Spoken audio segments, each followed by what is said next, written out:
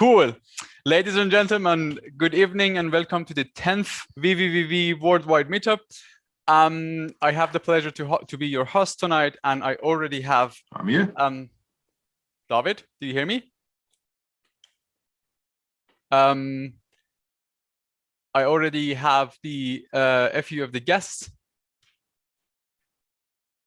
already in the Zoom call, and you are very welcome at any given time to join our Zoom call.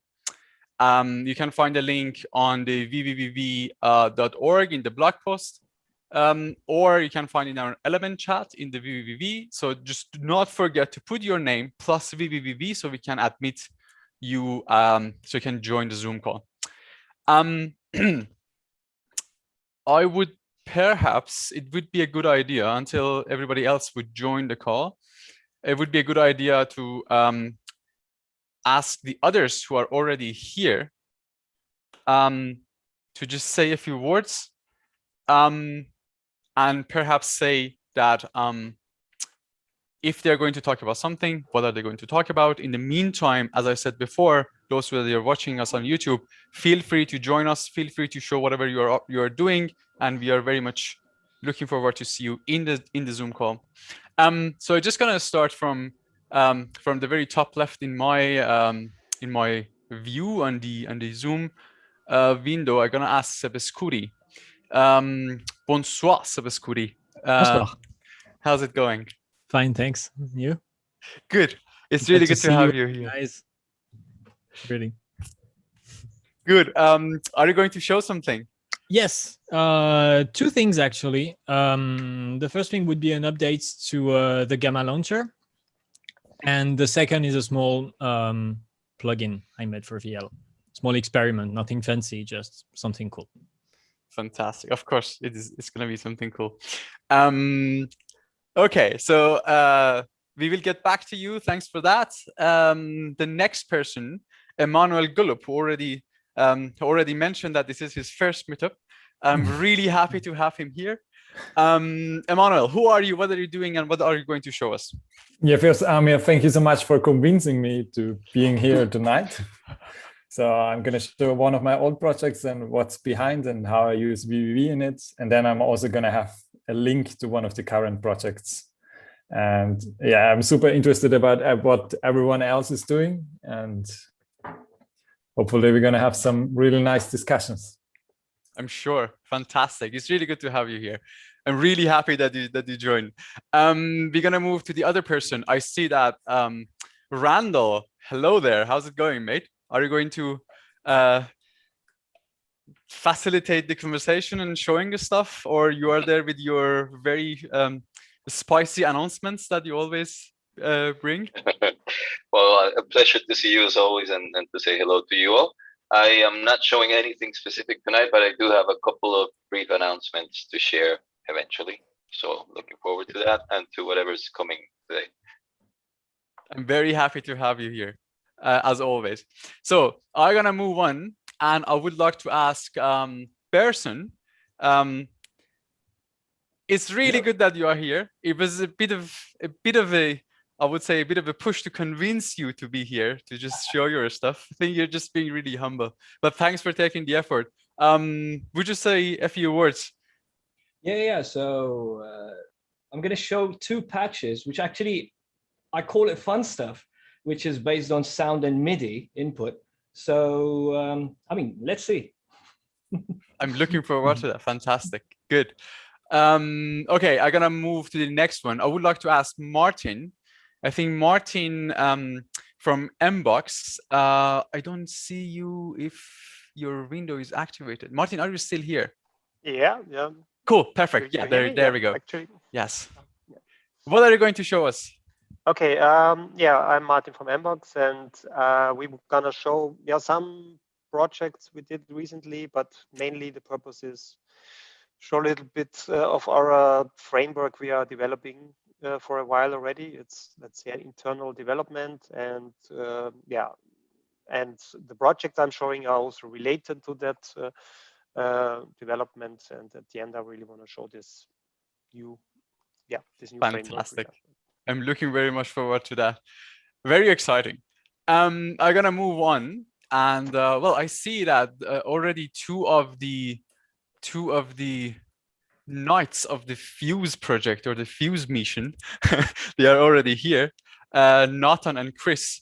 Go ahead. Who wants to go first? Tell us. Do you have updates for us? Do you want to show us your fantastic stuff? What are we going to expect from Fuse today? Yeah, maybe I give you like a short introduction. Like we're currently getting out of the deep hole of implementing like the low end, to the surface of really like implementing higher level structures like particle systems and ray marching. And yeah, of course, we would like to be farther already, but yeah, we have some interesting interesting stuff, directions, and give you an update. Fantastic. Nathan, from your side? It's the same side.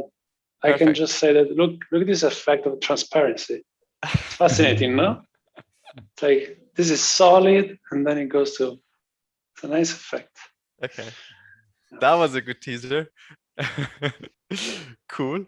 And as Nathan already said before, Kyle will also join a bit later. I think it's very early morning in Australia, but I'm glad that Kyle also will join us afterwards. So we will have a very good conversation about Fuse for sure.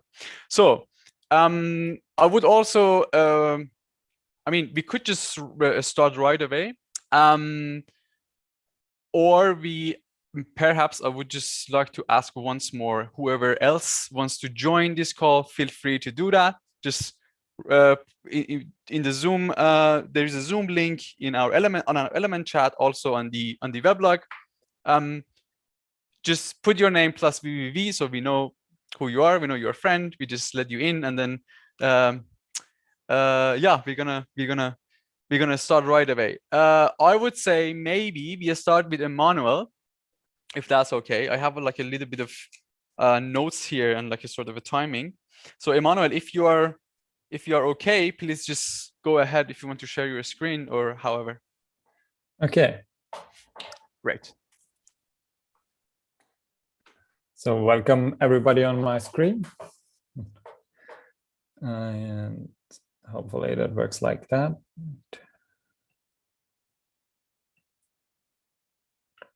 No, yeah.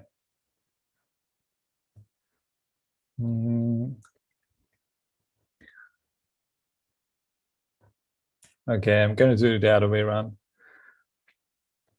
First thing I want to show is, so hello everybody, my name is Emmanuel Golob. I'm like working at Creative Robotics in Austria and Linz, and I'm also practicing as media artist, or at least let's say I'm working in this intersection of artistic research, robotics, and also applying machine learning to it. This is the first project I want to show today. It's called Doing Nothing with AI, and that's a special performance which I can't put on sound in the Zoom call because it sounds really bad on streaming servers, but maybe you can find it online as well.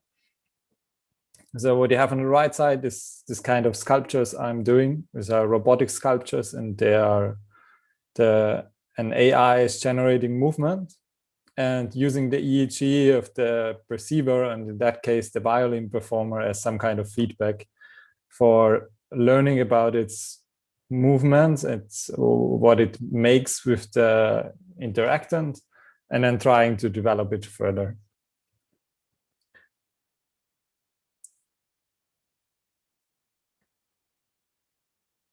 So there was a 10 minutes performance, and the violin player was improvising while perceiving the artwork, and the artwork was trying to come up with different kind of motions while learning from the EEG feedback. Maybe as you gonna.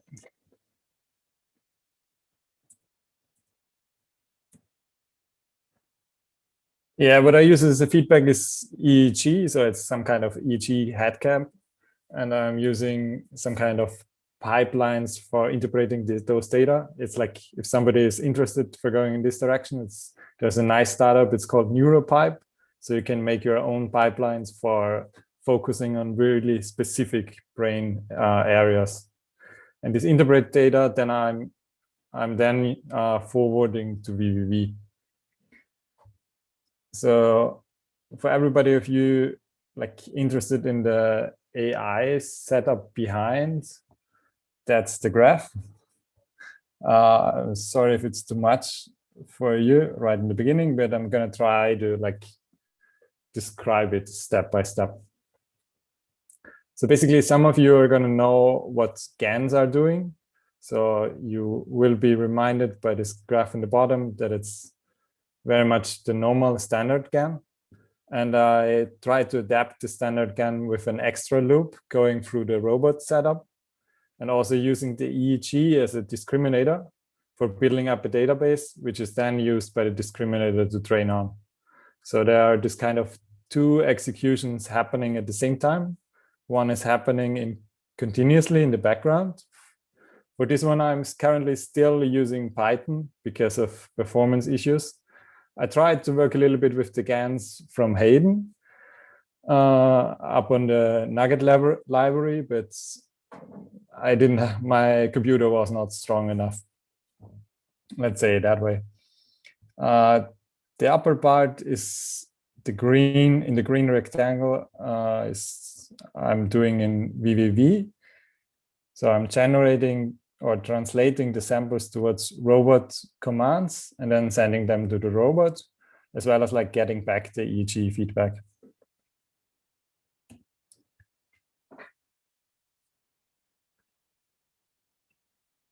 Maybe some of you were thinking about GANs are producing images, how I'm translating them to robot movements.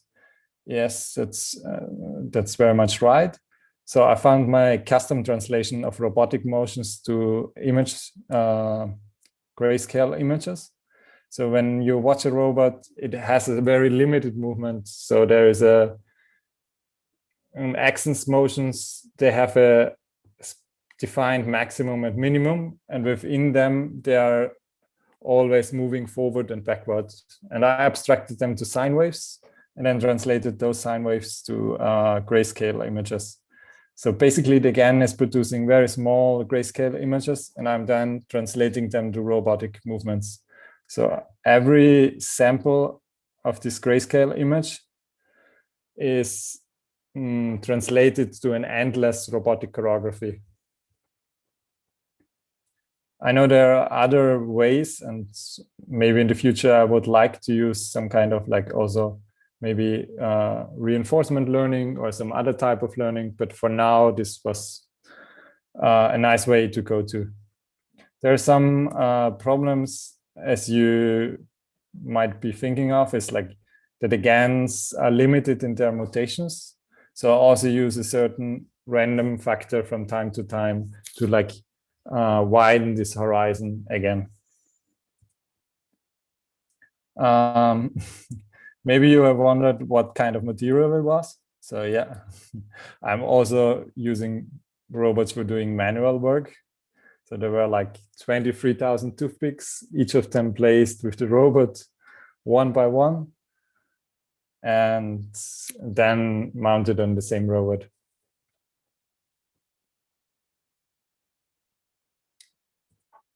In another version of it, I extended this kind of aesthetic output space.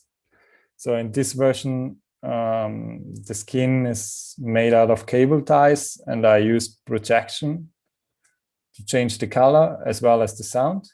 So you could see it as some kind of GAN system, which is actually generating three kinds of media.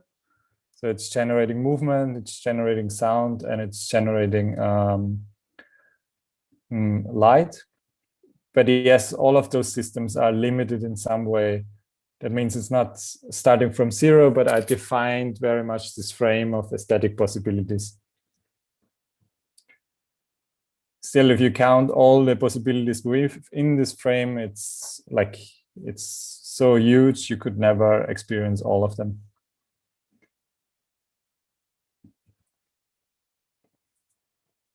Yeah, together with Amir, we did a nice workshop for Laboral in Spain. So Amir made this plugin for vvvv. Sorry, maybe it's going to be presented afterwards by you.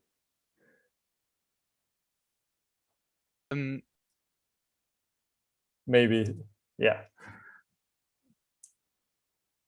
Okay, basically we combined a plugin which was created by Amir, and it's about using vvvv to control robotic movements, and also having it visualized at the same time with some kind of EEG inputs we generated or created on our own, and we combined it with Hayden Scan. So we created this fun setup of having the GAN generate images and then having the images translated to robotic postures. Right now, I'm also part of the Mindspaces EU research project. So we're very much looking into different kind of gathering data about physiological data, but also data about crowd behavior or other kind of sensors, and working in different aspects or areas. And one of them, which I'm especially working on, is inspiring workplaces. So I'm trying to connect it with my kind of art projects. And for this one, I'm right now working with GSR. So using this wristwatch for collecting skin conductivity, and then using a classifier by a partner in Greece, it's called from SERF. So they developed some kind of classifier for skin conductivity, and I could measure if the person is more neutral, stressed, or amused. And then I used the very same feedback in this GAN setup as I showed before, and try to translate it to some kind of VR experience. So I was scanning my home office with a LiDAR camera, and then I used again for mapping new textures on it. It was really inspiring because I got so fed up with being in the same room all the time. And then just putting on the VR glasses and being in the same room, but seeing it in different textures. It somehow was this weird feeling of still being home, but like thinking inside the box, but leaving it at the same time. I guess for you, it's like, how to say, it's one of my first experiences using Stride 3D in VR. And yeah, but I was pretty happy with the outcome. I guess I really have to thank you for like developing such a easy, understandable language, and for having friends like Amir. By the way, it seems Amir his computer crashed, so we're waiting for him to come back on. I'm gonna step in and moderate for him in the meantime. Okay, yeah. So yeah, carry on. This is all very interesting, by the way. No, I think I'm ready. Like, yeah, I would say I'm around the end. Like, I would kindly invite you to just ask questions, and then I can go more in depth wherever you would like to know more. Surely, I don't know, from the people we have here in the call, does anyone have any comments or questions? I have to say it's pretty impressive. I wasn't expecting this kind of level of complexity. And it's a bit of a shame if Hayden is sometimes around. It would be very interesting to see what he has to say about the whole AI part of it, of course. Yeah, I really like his work. It's amazing. Also, I followed his workshop, and I guess somebody who's, yeah, it was really great to just see him doing all this stuff. Yeah. Yeah, we're getting some comments on YouTube. Wow, people are saying, I mean, yeah, it's pretty mind-blowing. And this, when you showed us this tiny tile where you have a grayscale coded, you were saying a continuous movement or something. Yeah, it's like, I mean, if you look in it's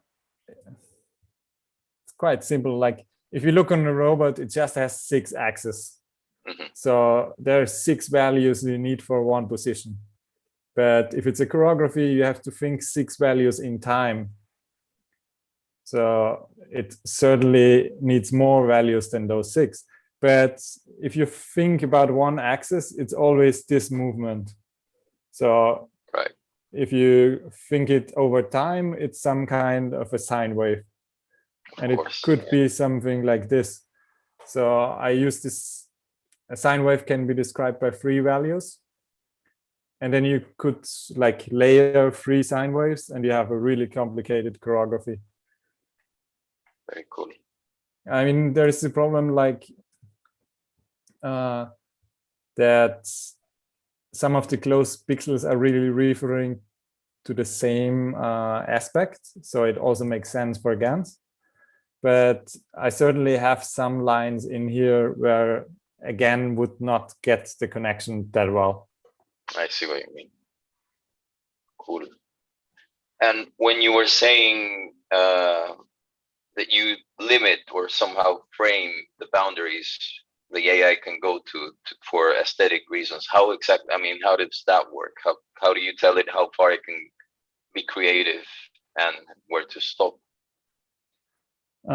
Because I use this translation, it's, for example, if you take 1 pixel, it defines the limit for axis 1 on the maximum right. So I translate what, like, I know this pixel can be either 000 for white or it can be 255 for black. And then I know how to map those ranges to machine ranges. Incredible stuff, man. I'm very impressed. Also, the way you approached it, and you make it look very simple, but I'm sure it's been a lot of hard work. Very impressed. It certainly has been, like, since 3 years, and like it's constantly like evolving from one step to the other. Yeah. Do you have any programming background, or how did you jump into Gamma, and how has it been treating you since? Was it hard? You know, maybe that's how was that interesting. Yeah, no. Yeah, in the beginning I was like using Grasshopper. So when I started to use robotics, I was using Grasshopper and making choreographies and then exporting them to the robot. And then I wanted to go in real time, and it also works somehow in Grasshopper, but you have huge problems with frame rates. So then I was going to vvvv. And I'm also still like combining it with C# programming. So some of the more, how to say, Amir is like working on controlling robots from vvv directly. So this would be our next step. Right now, I use some kind of C# API in between. So there are like 3 programs running at the same time. One is the Python machine learning, the vvv for the interaction, and the C# for the robot communication. Well, but that again goes to show just how flexible and crazy you can get with all these systems and integrating them. I think it's a very nice project. But I think the way how vvv is developing right now, and also what Amir is doing, it could be possible of just merging everything into vvv. And then you can go way more creative, because right now it's like, it's very much like deciding on what you want to do and then executing in all those different apps and trying them together. But it's in vvv, you can just plug and play. Absolutely, and play with it in real time, which is why we're all here, right? Yeah. Again, Emmanuel, this has been incredible. I think for a first ever appearance in the community, you started very, very strongly. So thank you for sharing your work, and yeah, keep bringing us this good stuff. Yeah, thank you so much. Yeah, that was Yes. that was quite a bit of work to bring him here. He didn't want to, but that's good. That finally, I'm Glad back. to have by you the way. back. It's because Yes. I'm like vvv beginner, so I like No, can cope with you. yeah, okay. We don't need to talk about this stuff. I'm really happy. That was really good. So we will keep Emmanuel in the call. He will be here if a bit later we have a question from the others. I have the YouTube comments right there, but also if there is any other question, we will have him again. In the meantime, I would just say thank you very much, Emmanuel. And I see that Electro Meyer joined the call. Hello, man. How's it going? It's really good to see you. Do you hear me?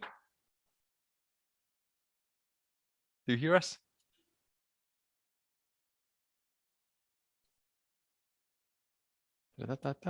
Okay. We will get back to that as well. So I see that there are more people coming in. We need to have like a bit of having a track of timing. So there are a few news that they are really exciting, and I have a list of them, and I want to give them bit by bit, not all of them at once, because that would be like too exciting. So the first one and the most important one is that, do you remember there was a thing called Note 20? So there was this hybrid festival that all the workshops that were online, and then there was a studio there in Frankfurt, and then like all these workshops were recorded and everything. So from now on, I mean, not from now on, actually from a few weeks before, all these workshops are now on the Node Institute website for free. Like it's called the bundle workshop for vvvv Gamma. It's just all of them are out there for free. It's like about 90 hours vvvv Gamma.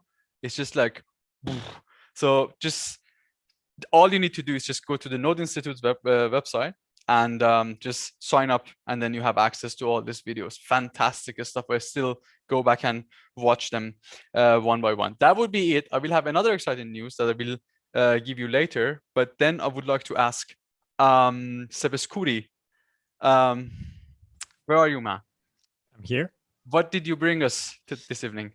I brought two things. The first would be an update to Gamma Launcher. Maybe I can just share my screen here.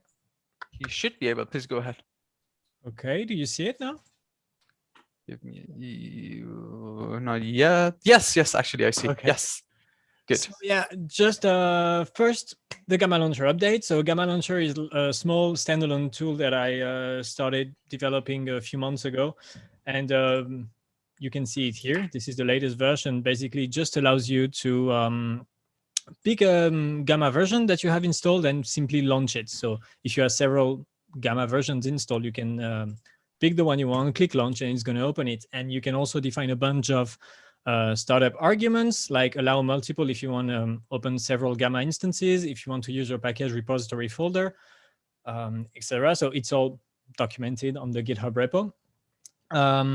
This new version, though, adds a new feature that I think is pretty useful. Like you see, you have this small notification icon right here. And if you click it, actually what it does, it looks online for new vvvv Gamma preview builds. And if you want to install one, you just click on this button and it's going to download the installer for you. Start it. Should start it. Yes, it does. And basically just run the installer and install vvvv Gamma. For now, it only works with preview builds.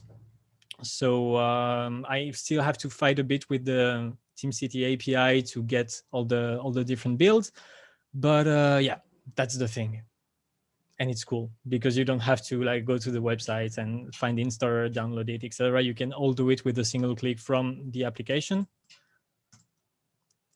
And another feature that I wanted to add to this little program is that you can also now use it to open v4 patches. So say you have a VL document on your computer, and you can just drag and drop it here. And basically what it does is that it starts vvvv Gamma with the version that you selected and all the options that you selected, and just opens it for you. So if you're too lazy like me to just open Gamma, click Control O and open a document, you can just do it straight from the launcher. So that's it for the Gamma Launcher updates. You can Just a second before you move on. That looks really cool. yeah. It's just thank you. wow. So wait, first of all, where do I get this Gamma launcher? Okay, from? so there is if you look in the contribution on vvvv.org, there is a contribution called the Gamma Launcher, and from there you get the link to the GitHub repo where you can download the latest build. This one was built this afternoon, so you just go to the GitHub repo in the release section, and there is this this version right here. Okay.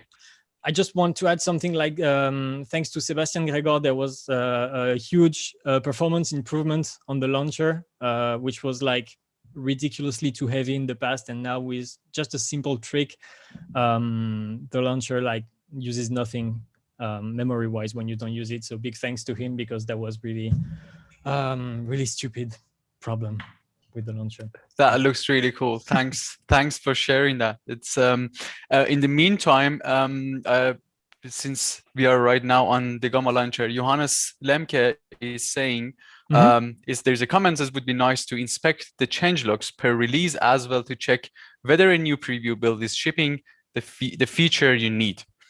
I think theoretically this should be possible to query the latest changes. I mean, Tibia already suggested this to me. Like if you go there and you can hover the version and you get a tooltip with the changes, this should be possible. I don't know how this would look like if the tooltip is too long, how to handle this, but definitely this is something that should be done.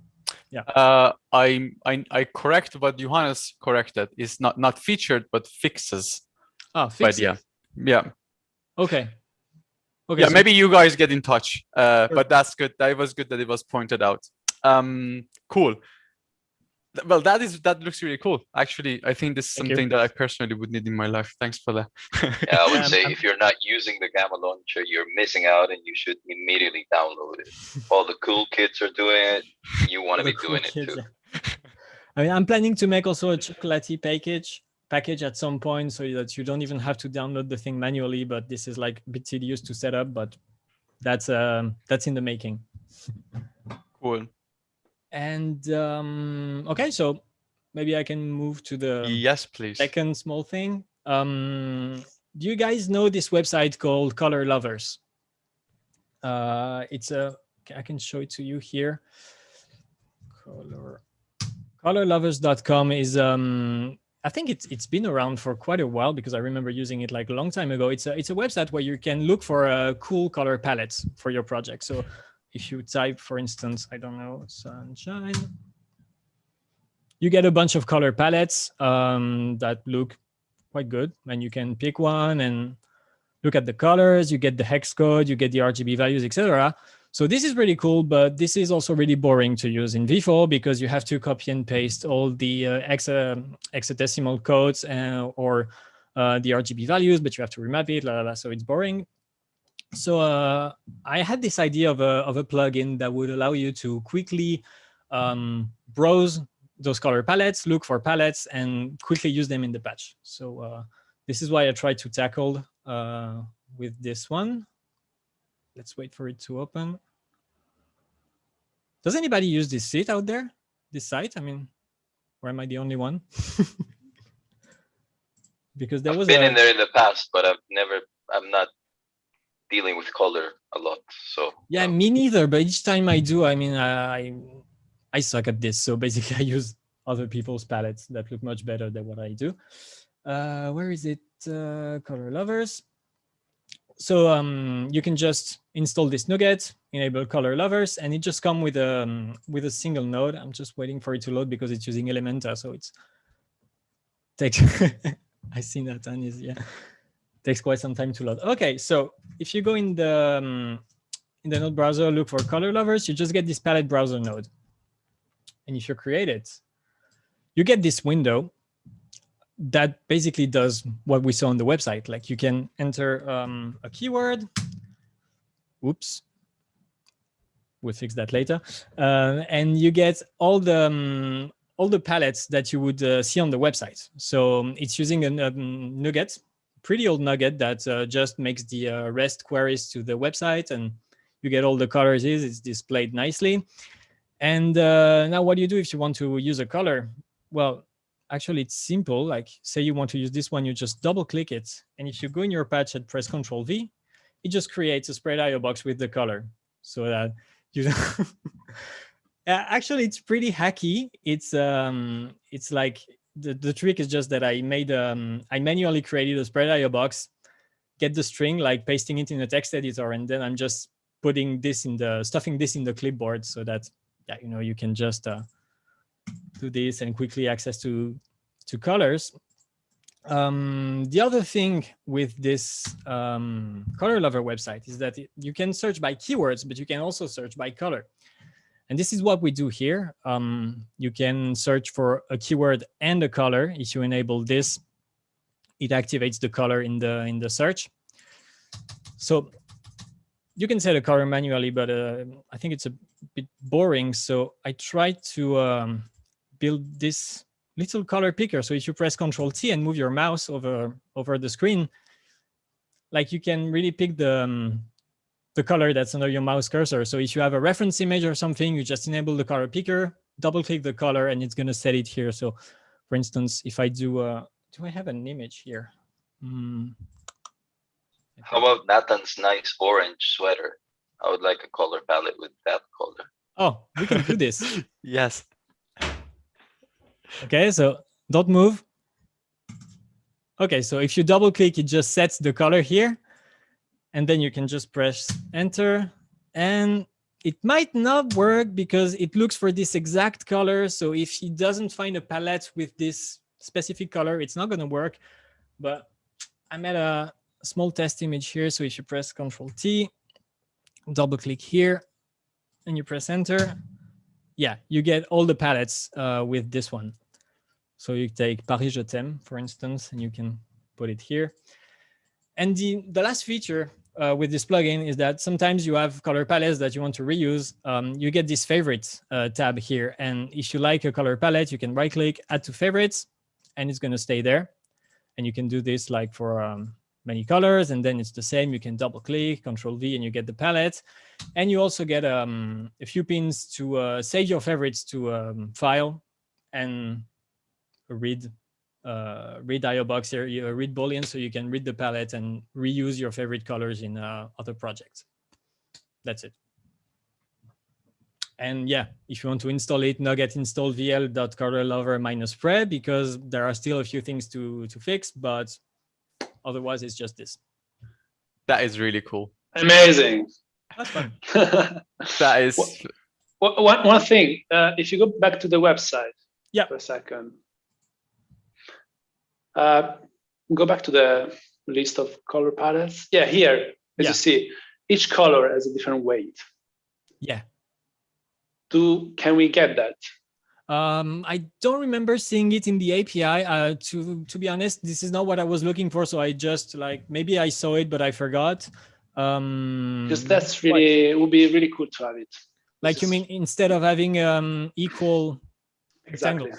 Okay. Yeah, because the balance between colors really matters. So we could have like a resemble, like I don't know, or just an attribute for each color. Yeah. That then gets converted into a longer spread with more slices, maybe. I don't know. It's not anymore just a spread. It's more like, I don't know. It's interesting. I think it's a really interesting aspect. I mean, I'm looking for feedbacks. Like if you feel that you might want to use it, but something is missing, like don't hesitate to shout. I'm going to post something on the forum about this. So if you want to talk about it or request features, whatnot, don't hesitate. That's cool. And yeah, that's it for me. That looks really cool. Thanks for that. Thanks for sharing this. It was very interesting. So I have two questions. I go with the first one. There is a very interesting conversation going on on our vvvv element. Bjorn asked you that if he can show you the little trick, but apparently, according to Sebel, there are only 2 people who knows this trick, and so there's just like a very fishy conversation going on. What is that trick? What is that trick? Yeah. Can somebody help me here? You said you had a performance issue where this thing was hogging up memory when it wasn't doing anything. Like it's a launcher related to for the launcher. Yeah. Okay, so yeah, what Sebastian Gregor did. Okay, so actually in Gamma Launcher, what we do now is that when the window is not focused, we switch the frame rate to 2 FPS, and that's it. And when the forms get the focus back, we switch back to 60 FPS, so it's fluid, you can use it, but when you don't use it, just 2 FPS, and it basically uses nothing. And that's it. Interesting. Ah, I see that now. Sebastian Griskin is sending some screenshots there as well. Okay, good. Okay, so it's, if you want to dig it, guys, if you want to dig it more, reference is on the vvvv chat on Element. I think the guys are talking about it and sending a screenshot here and there. Cool, perfect, fantastic. I forgot the next question already, but that's okay, because I will get back to you. No. I remember the next question. I heard that you're gonna have a webinar on Friday on the Node Institute. I heard that. What is it? What is it about? It's about machine learning for interaction designers, actually. And we're gonna focus on like learning the basis of what machine learning is, like what does machine learning mean actually. And we're gonna see how you can use a few third-party tools to help us do things in our patches related to machine learning. So we're going to use free tool, basically Runway ML, Microsoft Lobe, and Wakinator. Yeah. Cool. So how I register for that webinar? From Node Institute, I guess, as always? Yeah, exactly. And what do I need to know beforehand for this workshop? I mean, it sounds really machine learning V4. crazy. Using V4. Yeah, that's, I mean, we're not going to go into like super detailed things, like we're not going to go through all the algorithms and finding which algorithm is better. What, just like the basic principle of what is machine learning, what you can do with it, the few things you have to know to get started, and using the tools. So don't expect like some crazy mathematical madness, because this is not going to happen. It's just like a very gentle introduction to the topic. Okay, that sounds very good. Cool. We will make sure that we will drop a link to the Node Institute, that event, on also the YouTube YouTube chat. And this Friday, you said, right? The coming Friday. This Friday at 2. Fantastic. Okay, sounds like a plan. Cool. Thanks for that, Sebaskuri. Please stay with us. Perhaps we will get back to you for more questions. And that was already, I think, the smooth announcement of the second news that I have here. I have 2 more that I will let you know a bit further. And now I need to say hi to Andres. I see that you joined the call. Hello there. Do you hear me? Yes, I hear you. Hey, it's good to have you here. It's been a while, man. It's been a while. Yeah, cool. What did you bring for us? Do you want to show something today?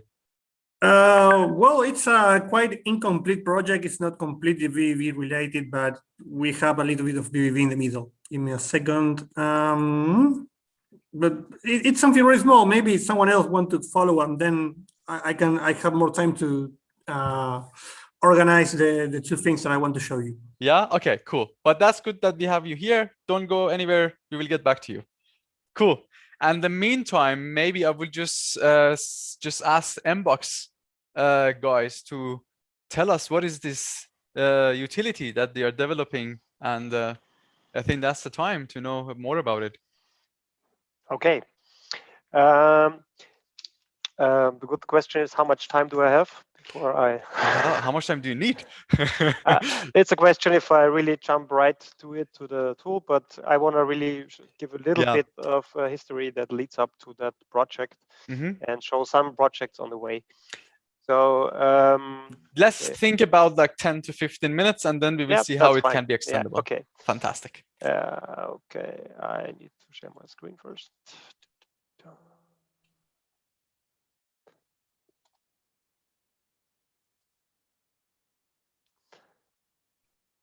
Okay, so 1 second, I'm almost there.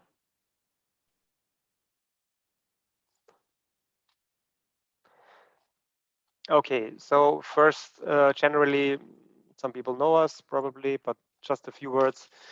We're working for 15 years now with vvvv and realized over 50 projects. I think it's even much more, but that's the sure number. doing that many projects over that many years always lets you think about how to work with vvvv, or let's say with interactive tools in general. We work with other software as well, so we have experience with other software, but I would say it's our favorite tool. So there is one thing that always was very important for me or for us to go ahead is how can we reuse stuff? How can we make the process more creative, and how can we reproduce stuff? For that, we started quite some time ago with the first project. It was called MBall, and I think 2012 it was a media wall in-house here, and I think mostly LaSalle and Sia worked on that, and we started to have some. The idea was to have different modules that we can recombine and have a way to call them. This was the first step into that direction, and later on, this was, let's say, not that super flexible, and later on, I started working a lot with Johannes from Kopffarben, and he brought us more to the idea to build everything on a DirectX 11 pipeline and have, let's say, a mixing environment. And then we came up with a couple of iterations, couple of projects. We do that with our first version of what we call now M-Control. We showed it at Node 2017, and it had quite, let's say, clear UI, how you can combine and mix presets together, or different patches, 3D, 2D, small modules that can be recombined quickly and saved out in different ways. The idea was that you had a lot of 8 channels where you can load 3D models, put texture effects on it, 2D effects, save everything as a whole scene, and every module can have its own presets. We built an extra interface for that, and so that was the point 2017. And of course, always the question is how we can use this development, which is basically internal development on real projects, because if sometimes it's much easier to patch something completely new. So it's always sometimes the hard way to use a system like that. But we used it on a couple of projects, and it's about here, maybe just a little extra note on the system, which was built like this, was entirely hardwired, I would call it. So we had every single channel, every module was hardwired. So it was quite a heavy patch, of course, to load, and not super flexible and hard to handle, at least for starting it up and everything. Anyway, we used it on free and commercial projects. One of our favorite projects was a project for the Luminale, which was a free project, a mapping project, which was kind of perfect because it was a small 3D mapping with just 2 projectors. And here was the goal, okay, how can we work with a, let's say, a preset system that gives us the ability to adjust a lot of ideas till the end and put them together into a timeline, and even adjust it live on site. And but still, also in this part, important thing to give the creative control not only to programmers, to have an interface where you can, everybody who just understands that interface can build his own stuff, save it, and we can reuse it. So this was for us really a cool project, worked perfect because of the idea in this system. You can really build your 2D layers directly on 3D models, layer them different video generative effects, generative textures. And from then on, we also used it on a couple of more commercial projects, like mapping situations for Hornbach, also great because this was mainly a video-based project. We work a lot with video, but we always have the system with us, so we can easily fire all our presets and stuff onto let's say installation that are actually supposed to just play a video. We can always use it, play around, and make a little experiment on different setups with stuff we built before for other projects. We had larger commercial projects like a telecom showroom, which is quite challenging with a lot of displays combined with projectors, and even this is a real control room where they can call their own software on top, and we proved it that it also works in larger situations. So it was from the beginning on boy groupable, or at least in the end we were more or less independent from boy group because we used that Redis framework to synchronize. We also did a very complex media wall for everybody's favorite company, Wirecard, that still is running there. We rebuilt some, or not still is hanging there, but not running there anymore. We built some HTML-based control tools that were communicating with our server. So we had some, always extended it to different purposes, but the main goal was always to use that preset engine and the way we can combine patches in system and edit it.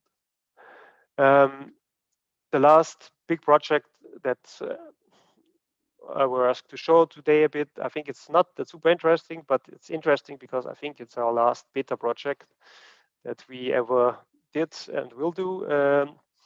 And it's also the last project that was built based on that system. It's a big media wall for the Bertelsmann Stiftung with, I think, 96 displays and 12 machines. It has a lot of different modes, from video to some generative basic ambient modes. And also here we built, and that was always the goal when we had like quite clear stuff to build, like this word cloud with waves based on the CI. We then rebuilt just some small patches that can work in our layer system, and then we can just add it to the system. In that project, we also had gesture control, which had like 5 independent zones that you were able to browse through like daily content based on the content management system, which was, let's say, the most complex part on that project beside handling the overall project. Here, also in this project, of course, we already used a lot of VL wherever it was possible. We used VL for, let's say, all the logic, and I also think for the gesture control. So just a few more things here. So this was, I can show a little video here. As I say, it's visually not that super interesting. It was mainly a big technical challenge.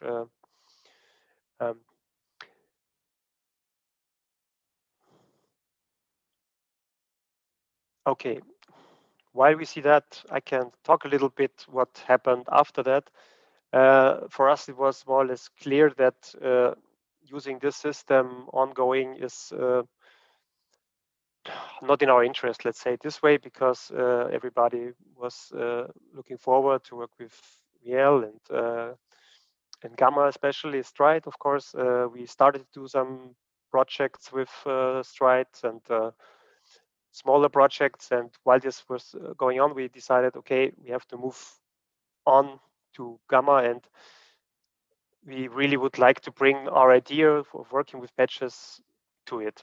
So we started brainstorming how we can, what was cool about it, and what would be much better in the future.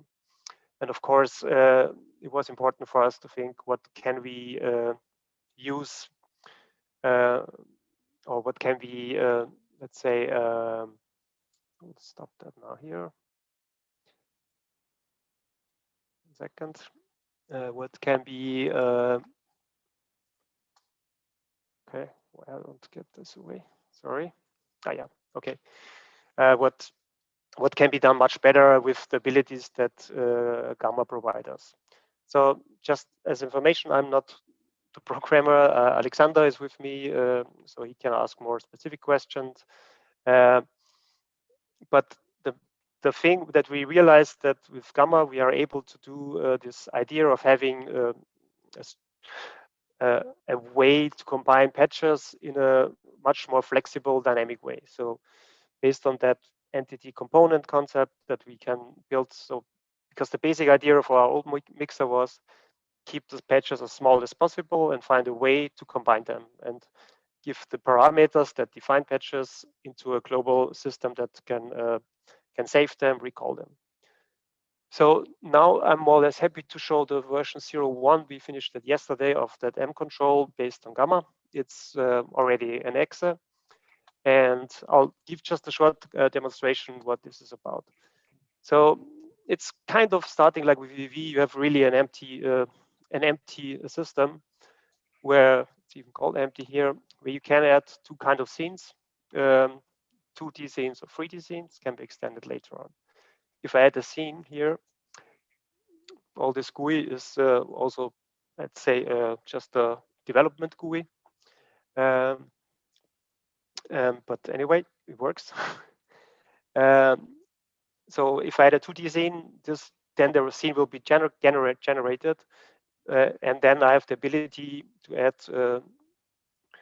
components to it, which are, let's say, small patches, and they're categorized. In this case, you can add a 2D source or a 2D effect. So I'll simply go for, let's say, a video player at the moment here. And every patch has its exposed parameters that are available in this data editor. Let's call it inspector, where I can then edit all these parameters that are exposed, or I can go there and have saved presets. So I'll just load a texture here. And of course, I can enable it, save it here.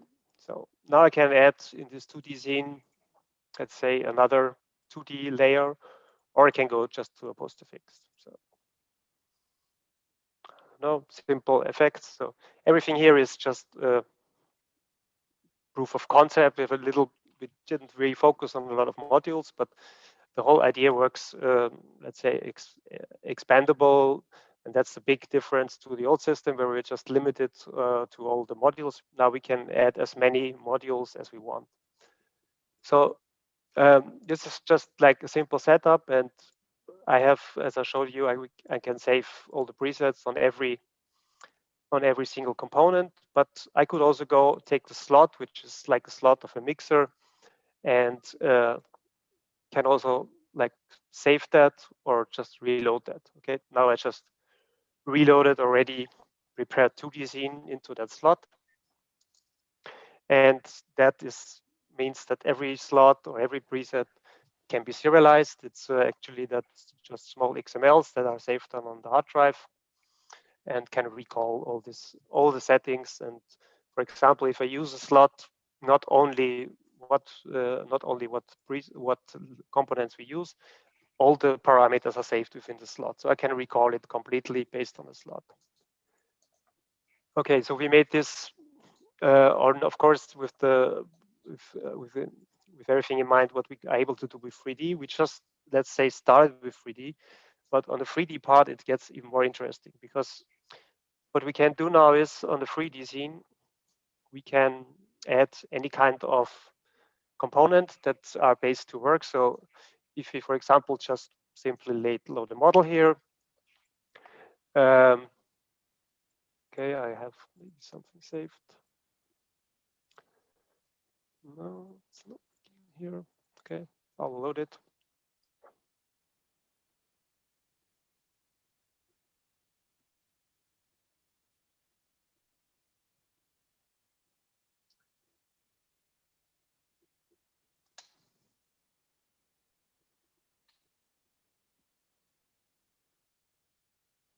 Okay, now I have a model loaded. All this mixer has classical mixer functionality. I can solo it, enable it. So I can solo this one. Now, of course, I can add different stuff. I can set up a whole scene. I can add a light, a skybox here. And all these little modules are just patches. Of course, I can add later on any light as a module. And the nice thing about is all this stuff is not just layering. Every component can has input components. So if I add, for example, here, I see automatically what can be added to a model. So if I add a PBR texture, I can get a PBR material with a texture. And of course, it's a texture. I can input whatever is available in 2D source. So I can now load just a texture, or I'll put a video here, or any 2D generator created, like a noise, for example. So I have now a noise module that can be used here as a 2D noise thing, as a texture on the material. So this is more or less much more flexible than just having one texture in a slot I can add, so it's endlessly flexible. And of course, here I can also reload my presets I already have for that noise texture that I put here on top.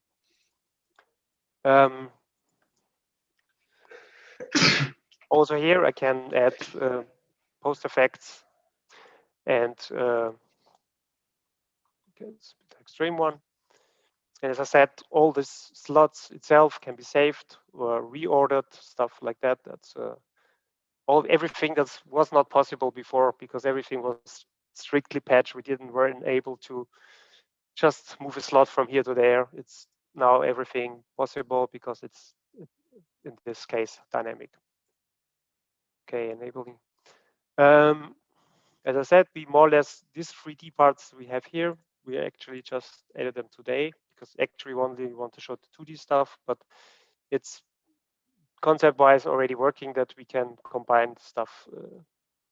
And as I said before, I can go to the whole scene and I can serialize the whole scene and reload it. So I can have, let's say, something I started just before.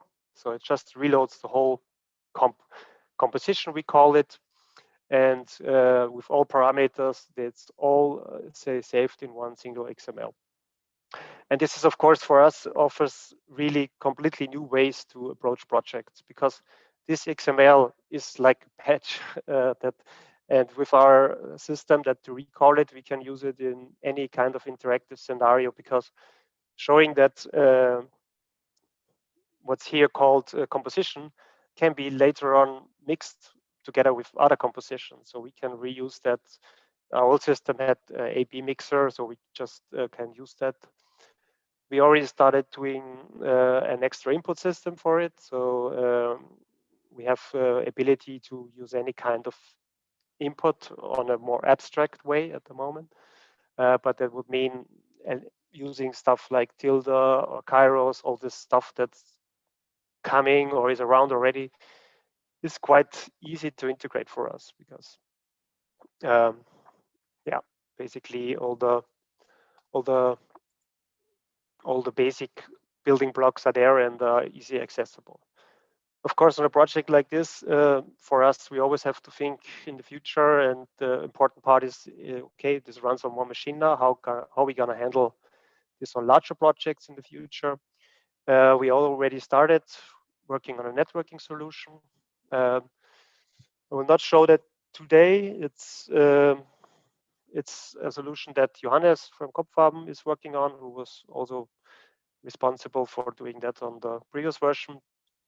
But it's, let's say, already working, and it's kind of a solution that is almost a full point group replacement on our side. It will be a Redis-based caching of the whole graph. So we will synchronize the graph that's created here via Redis.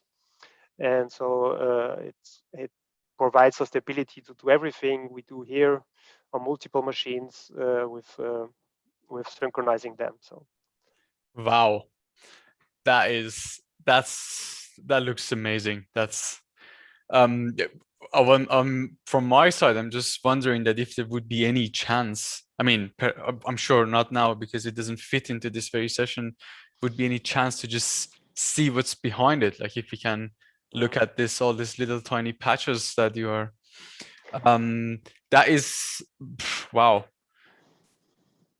Of course, I mean, that's let's say our first time we show it, and of course we can share more insight. We thought it's not, I mean, Alexander can answer any questions, but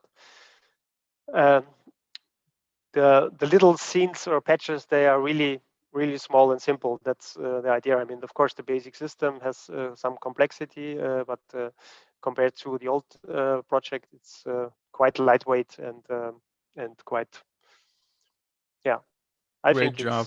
it's a great for me as a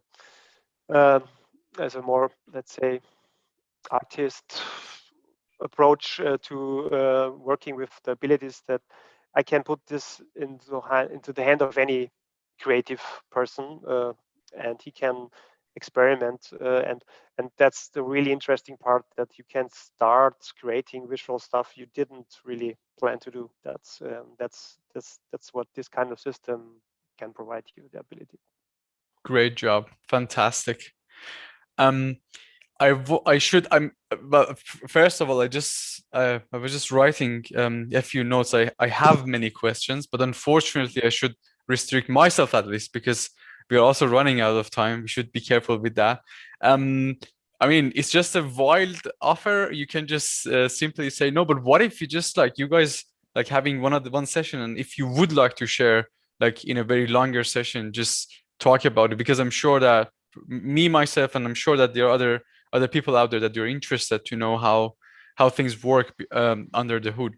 That is I can just say amazing for now from my side. If there is any other question from the others, maybe we can also talk to Alex a bit. That is really cool. I just wanted to say I had a little bit of a contact with the previous system, and this looks so powerful, Martin. This looks really like a step up. I can imagine the amount of work that went into it, but it's great to see that you guys made the move.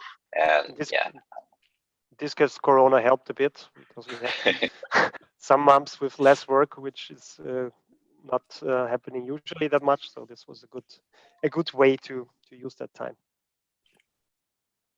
Yeah, it's great. Congratulations also from my side.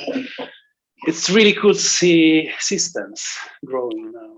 It really feels like we have a language in which we can express finally higher concepts and methodologies and and way that we desire to work with. Yeah, it's really inspiring. I'm sure that there are a lot of conversation and discussion. It just needs to break the ice and settle a bit. It just needs to sink a bit.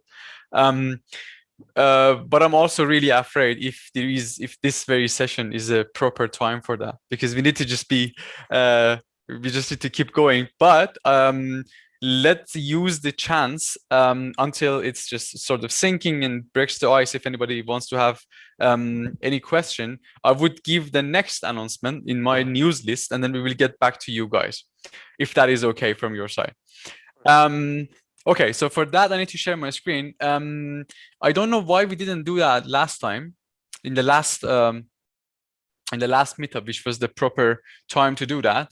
If you haven't done that before, and by the way, if you haven't done this before, plus if you remember the good old generative design book, or generative Gestaltung in German, so I recommend you to just go ahead and go to your quad menu, and then go to the beautiful command line and go nugget install, and then we go generative no, not design, generative Gestaltung, and that's missing a pre. the L dot generative Gestaltung. Thank you so much.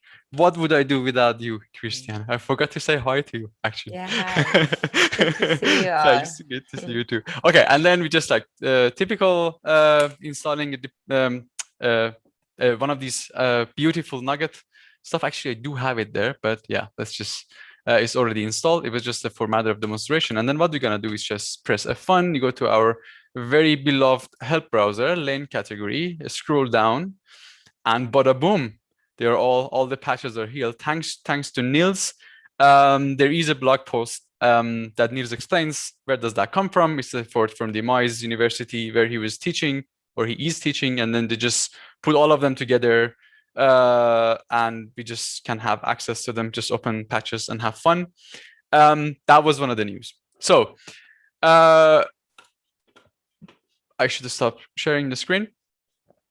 Meantime, any other question to Mbox, people? Yeah. People just say great stuff. Oh, okay, go ahead, Nathan. I just wanted to know, so you consider these software as a way to build systems in which you define scenes. So you define what is there in your scene, and then you are imagining to integrate other systems like Kairos to basically operate on those entities that you build with your software, so that you can animate and timeline eventually the properties of those objects that you defined with your tool. Is this some of the image that you have in mind? Of course, that was, for example, in our old system, we started building our own timeline, and it was a big hustle so that at the old system, basically, we each had 2 presets and we could blend them together, which is, of course, quite limiting. And now we just build it that open that we can say, okay, Kairos, for example, can be used in a simple way just to blend between 2 scenes, but it can, of course, operate on each parameter in that scene.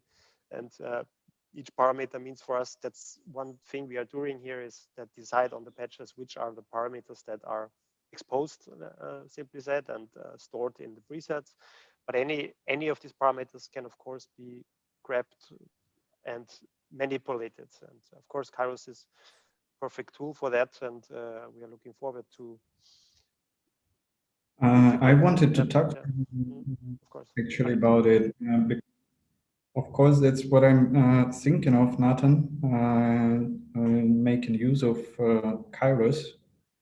But yeah, at least from the beginning, I can say that one feature is really missing. It's saving the timelines, because without saving the timeline, saving the Kairos models and then loading and separated,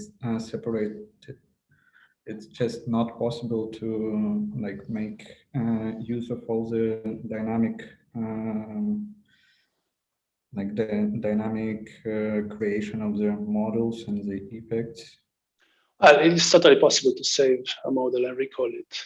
It's just that the special thing about Kairos is that you can have live keyframes, for example, and those express some parameters, some values that get generated into your patch.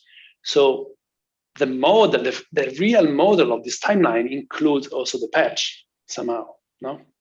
So at that point, you will need to maybe store the patch itself as a sort of animation module somehow. I would say you could serialize the patch. You can store the patch as one of the modules that you're doing. You know, it could be like an animation module that load a patch which contains a timeline with some animation nodes that write into some dynamic keyframes.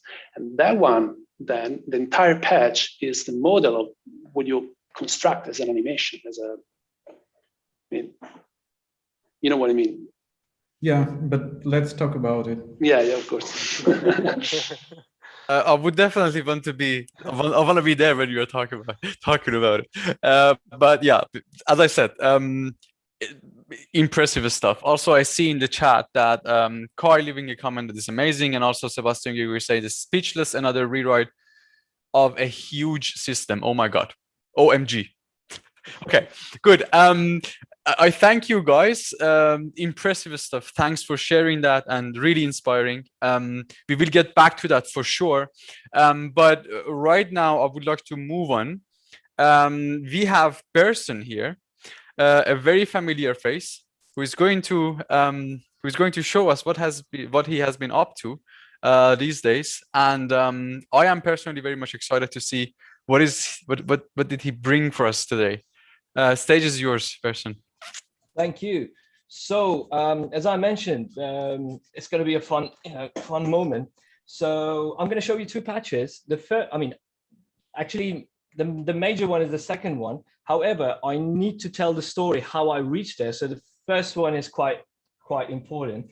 So, well, the story starts like this. So let me share my screen.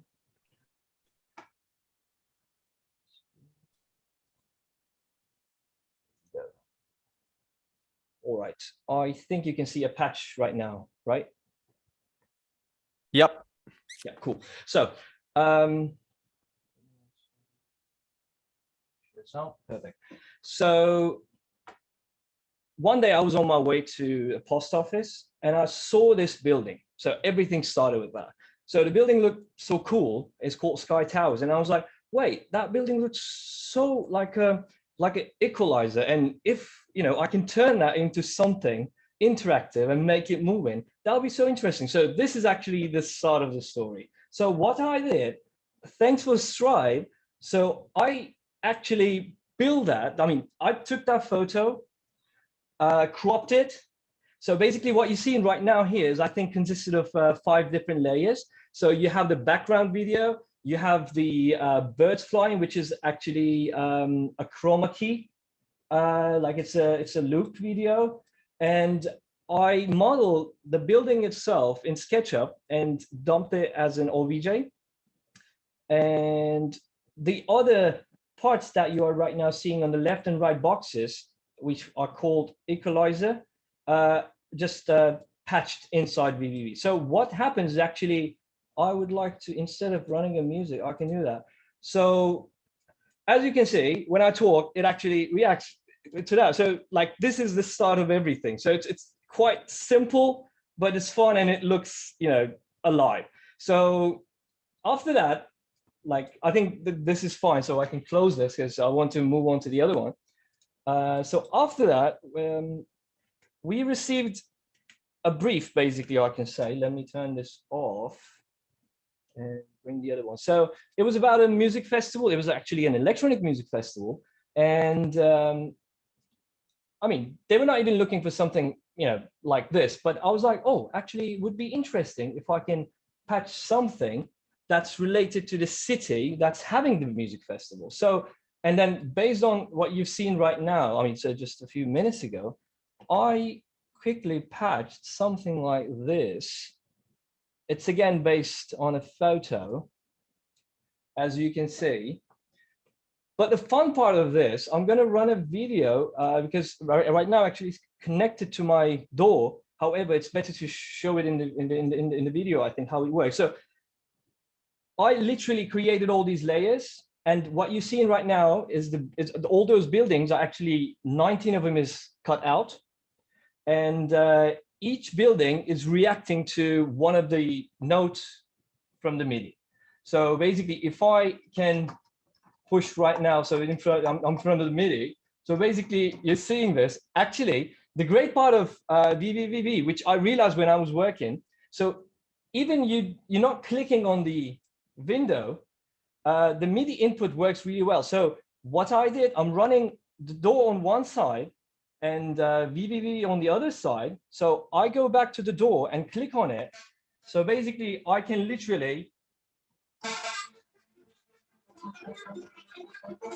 So technically, like, you can use it in that way. So it works really perfect. So after that, I can show you actually how it really works. If you can see that. Basically,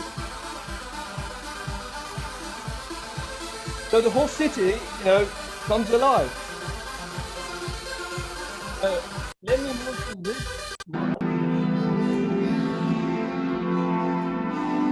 So you can see, like, the door is running on the left, which is the cakewalk, and the vvvv runs on the right, and it just works perfect. So, however, so this was the moment that I was like thinking, okay, MIDI is great, but we just want this to, become a really, really big installation. Like, you have a big LED screen, and then you want people to interact. And I was thinking, like, okay, like MIDI, like putting a keyboard is not attracting everyone, because I mean, if they don't know how to play, they may not approach, right? So I was like thinking, okay, what else we can do? So I was just like working on different options. So for example, I patched Leap in a way, but Leap also wasn't that helping because it would be quite tricky to code all those notes and this and that, so would not give the effect that I was looking for.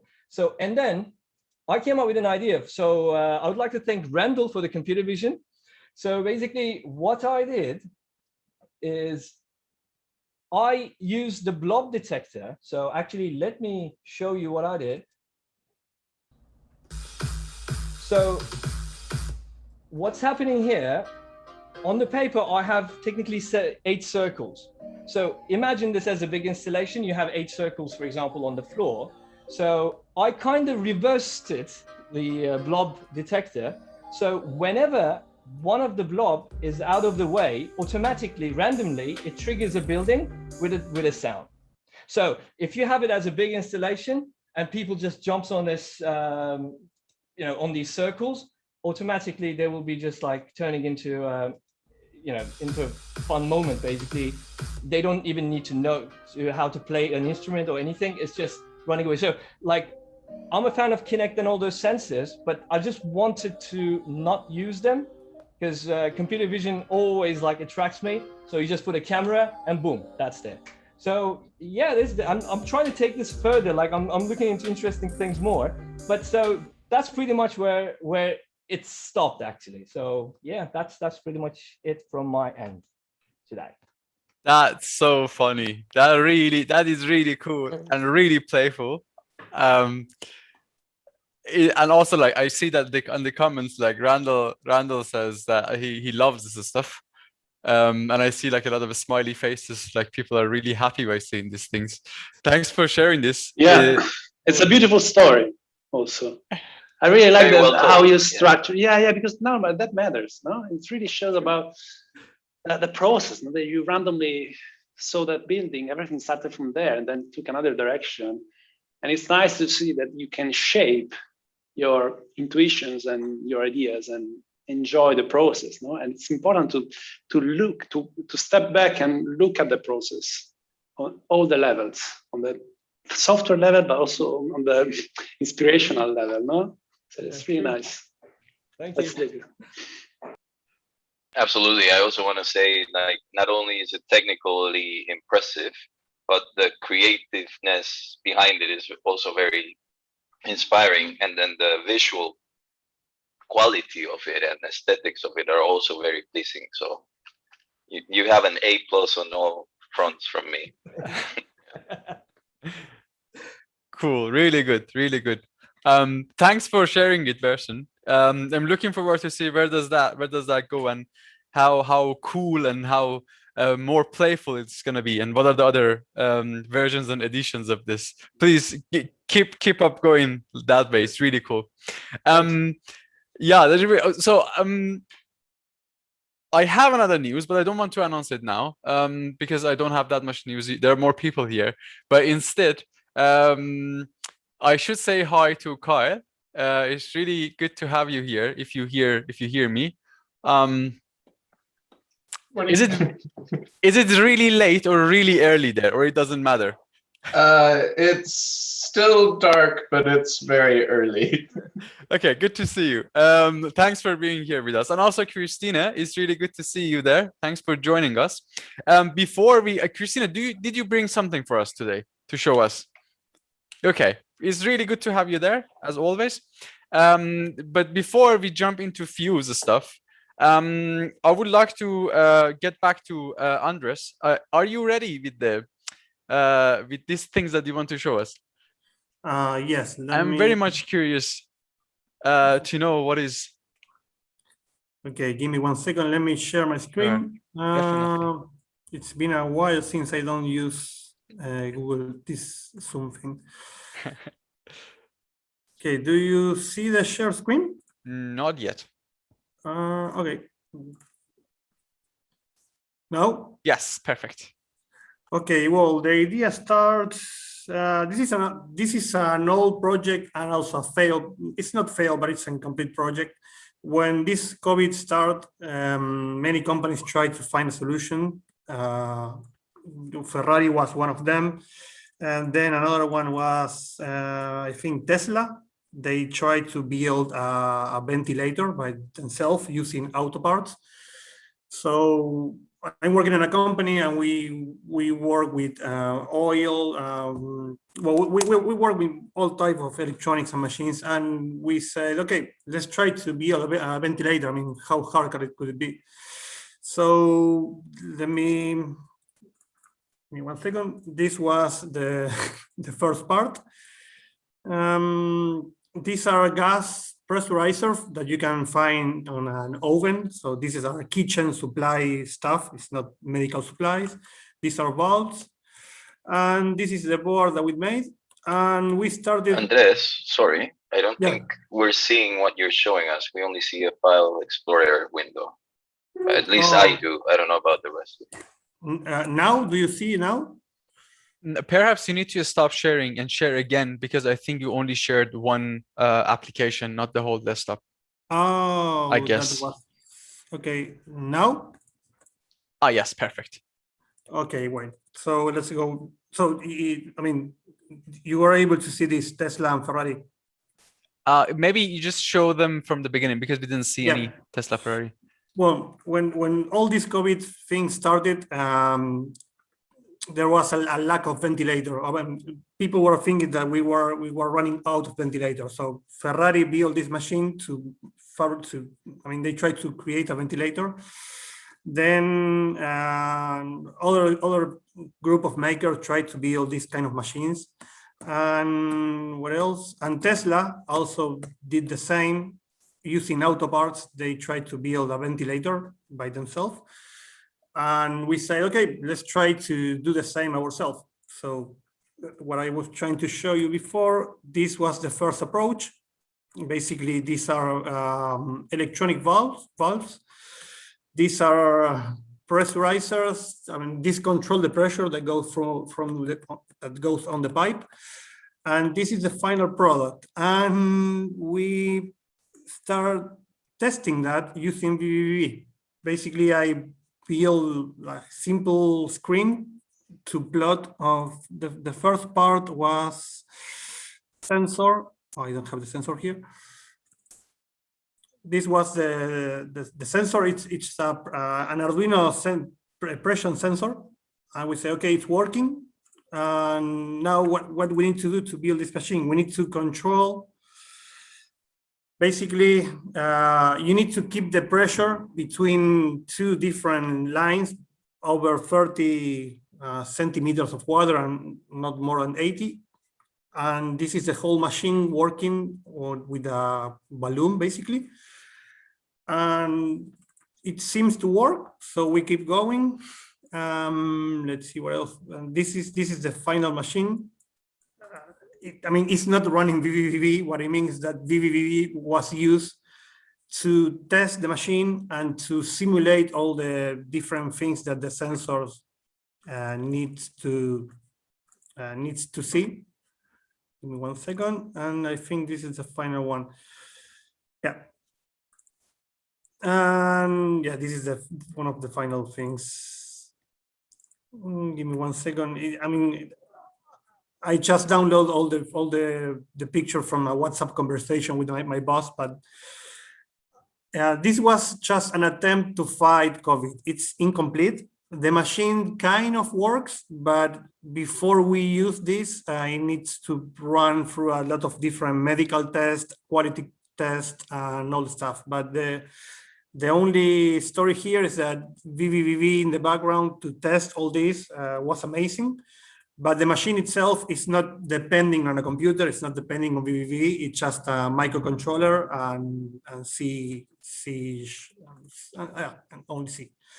So you build this device and this machine, and you use V4 to debug it and to simulate it, and basically to just prove that it works how it should. Yes, that's right.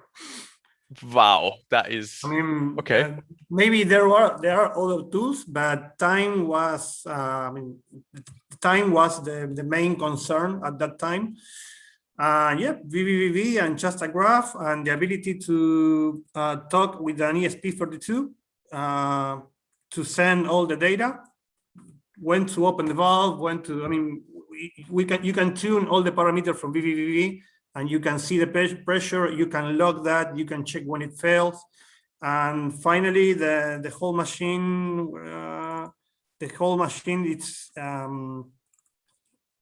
mean, you have this screen and everything is controlled from here. It's completely autonomous.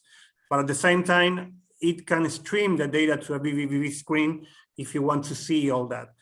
But again, it's an incomplete project, but I just want to show you. No, that's it. Absolutely, thanks for sharing that. Is from my side, for a person like coming from more like artistic background and thinking of V4 for more like visuals and audio reactive stuff, a little bit of, I don't know, processing data and a bit of robotics is actually, it's very interesting to hear that you actually use V4 for debugging and simulating a process of a machine that is actually afterwards going to work autonomously in industry. That is very interesting. It's wow, cool. If we ever finish, I will let you know, but it's still an ongoing project.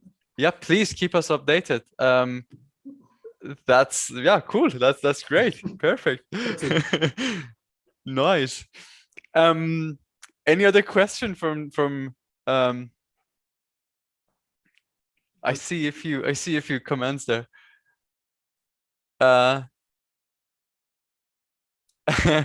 Antoni says, Antoni, it's really good that you're watching. So I say hi. It's been a while, we haven't met. It says total commander, but I don't get the joke.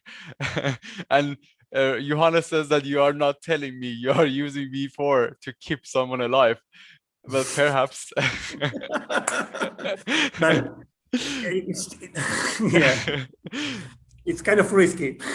Yeah, that's, well, actually, it's really good.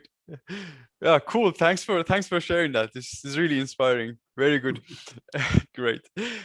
That was a very funny comment, Johanna. Okay, so to move on, the other news was so I told you, I myself told you that last meetup that we are going to have the generative design algorithms workshop in 3D using a Stride.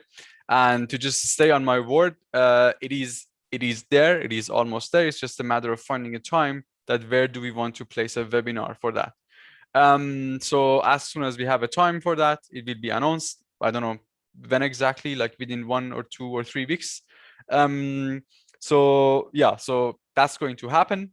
Stay tuned. We will let you know, or like the Node Institute and V4 PR will make sure that you know when it's going to happen.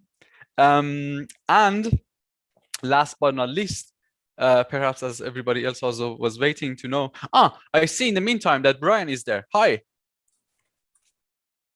Hey. Hello, how's it going? I'm fine, how are you? Yeah, good. That finally Gegenlicht has a face. Good to see you. Did you bring us something?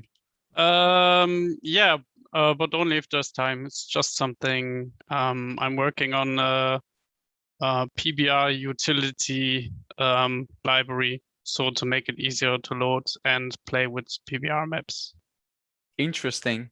I would like to perhaps maybe we can go on with your project if the Fuse team, because we normally want Fuse team to just have their own time and because there are a lot of conversation afterwards. So maybe we put them a bit in the end. So perhaps if you are ready already, Brian, maybe just go ahead and share your screen, but we need to be a little bit careful with the time. Yeah, perhaps like a maximum of 10 minutes. That would be great. That would be fantastic. Rush through. Great.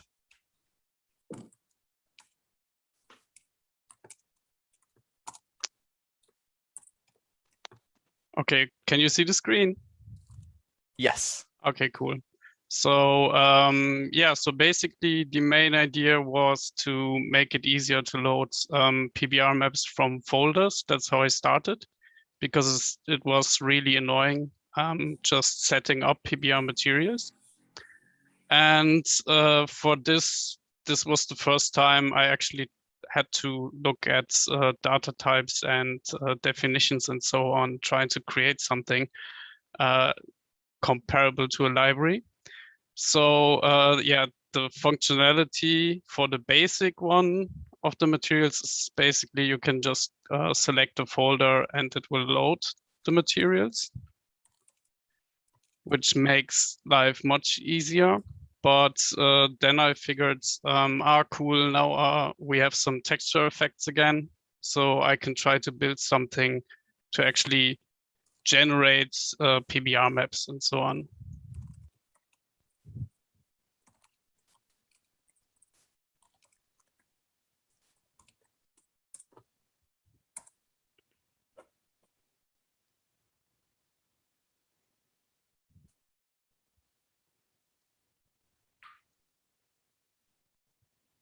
So, and yeah, you basically start with a diffuse map. It's loaded on top, and then you can generate different types of maps you would need. So basically this all just happened because I had a look at the different tools that are available to generate these, and figured out, okay, there's still this annoying step you have to take, exporting and then loading them and so on. So I just figured I'll just try if I can generate them inside of Gamma. So on the inside is very simple. It's just a new texture effects node in use.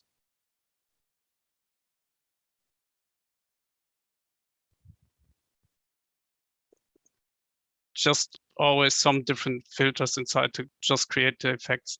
At some later point, I would like to basically use shaders that are completely specified for this use case. But currently, it's very simple. Basically, I colorize this picture into grayscale and then set up the levels, which you can manipulate here. And yeah, then I already try to create some optimization nodes. It's like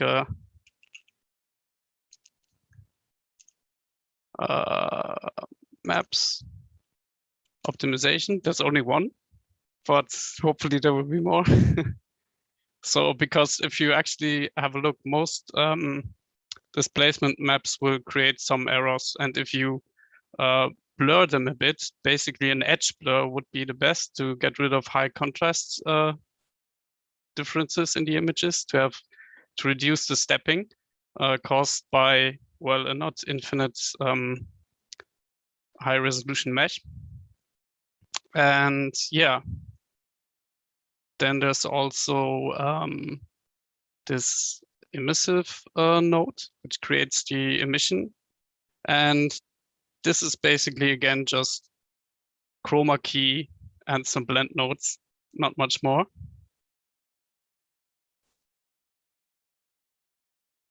And there are several types of metalness nodes you can use.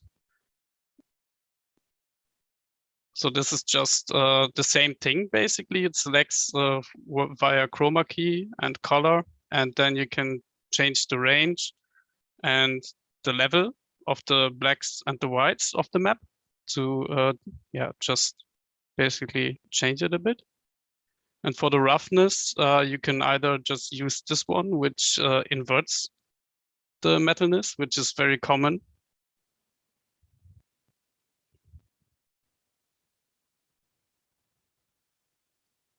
Okay, this takes a while. And then there's this other one, which is basically exactly the same as this first one. So I'll just enable the glow so you can actually see the emission. And I'm also trying to create something I call PBR effects. So basically it's just a bunch of filters you can apply to it to maybe have some flowing glow animations in this example. And there's also writer node. So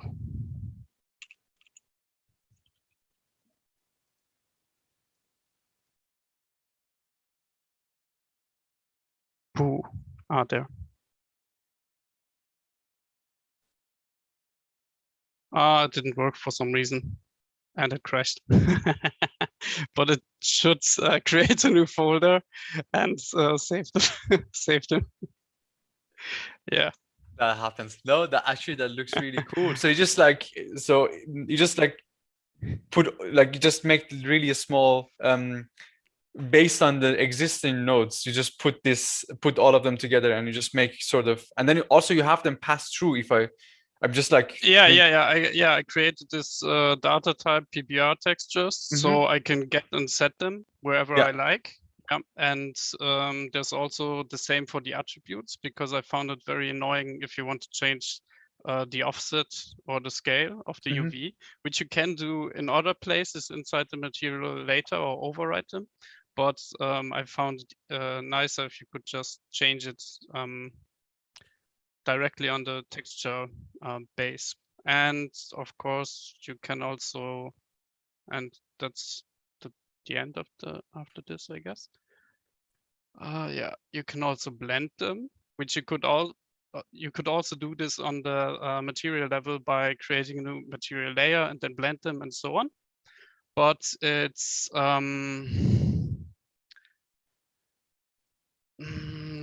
it has to recompile, and it takes very long time if you create a new material layer. If you do this on the texture spread layer, basically, because this is basically a texture spread, it's faster in terms of generating it. I don't think maybe it's not more efficient while it's running, but I will create both sets, I guess, in the end. And yeah, so this is just, again, 2 folders.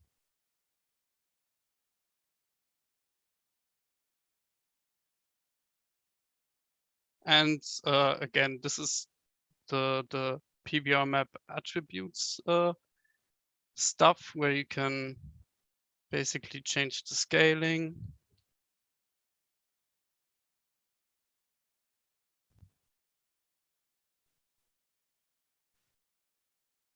Yeah. So the only other thing I can show you is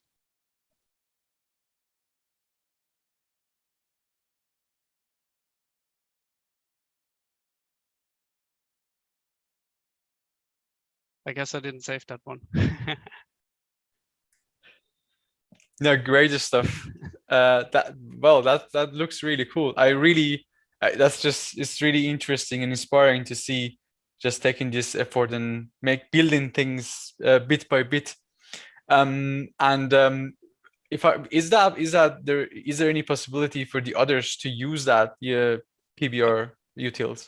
I guess I will share it on the forum and in chat. It's already on GitHub, but since this is the first time I'm creating anything like a library, the naming conventions and everything are all over the place. It's complete utter chaos, and so I wouldn't really advise to use it yet. But generally, this texture parser is working very well. All it does is basically go through a list of common names used for color maps, diffuse maps, displacement maps, and just selects the one with the most complex name first. So most likely, if you click a folder, it will work. And that's already all I wanted in the first place, starting this. Cool, interesting, really cool. Thanks for sharing that. Actually, I'm looking forward to just play around with it a bit. Be very curious. So there are comments. Matthias, Matthias, you're also here. Neatest stuff, Matthias says, and Randall is also commenting really cool. And thanks for this.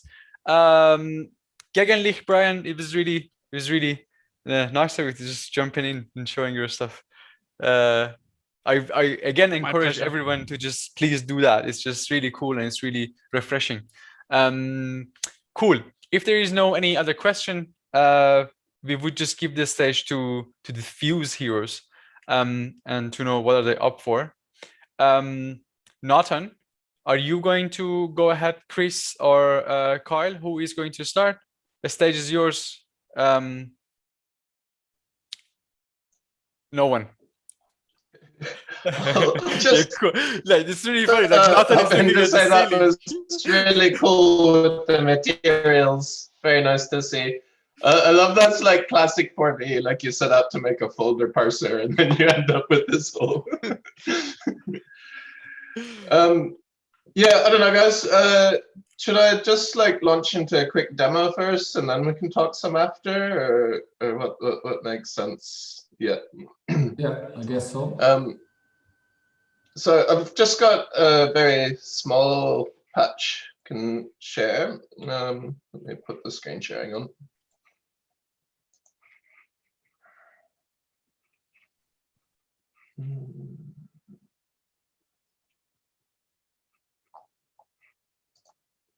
Just bear with me a sec. The audience in the background are marching demo, demo.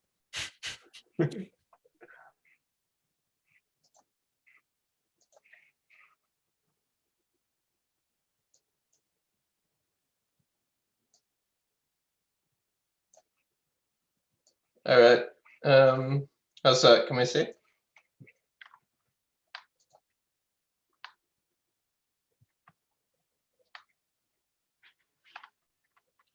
Are you guys able to see the screen? Yes. Yep. Yes. Okay. So yeah, this is kind of a fairly simple demo. It's some nice features just wanted to share though, and also kind of a result made possible by some small tweaks made to the kind of main Stride setup. So it was really nice to see that, able to kind of adapt a little bit. So I'm using some materials on just some very simple meshes here. I'm super glad that we had that cool material demo before, because I didn't really have time to make like complex materials. So you can use your imagination. But the material we do have is like a patched one here, so it's procedural, so it doesn't depend on UV or anything like that.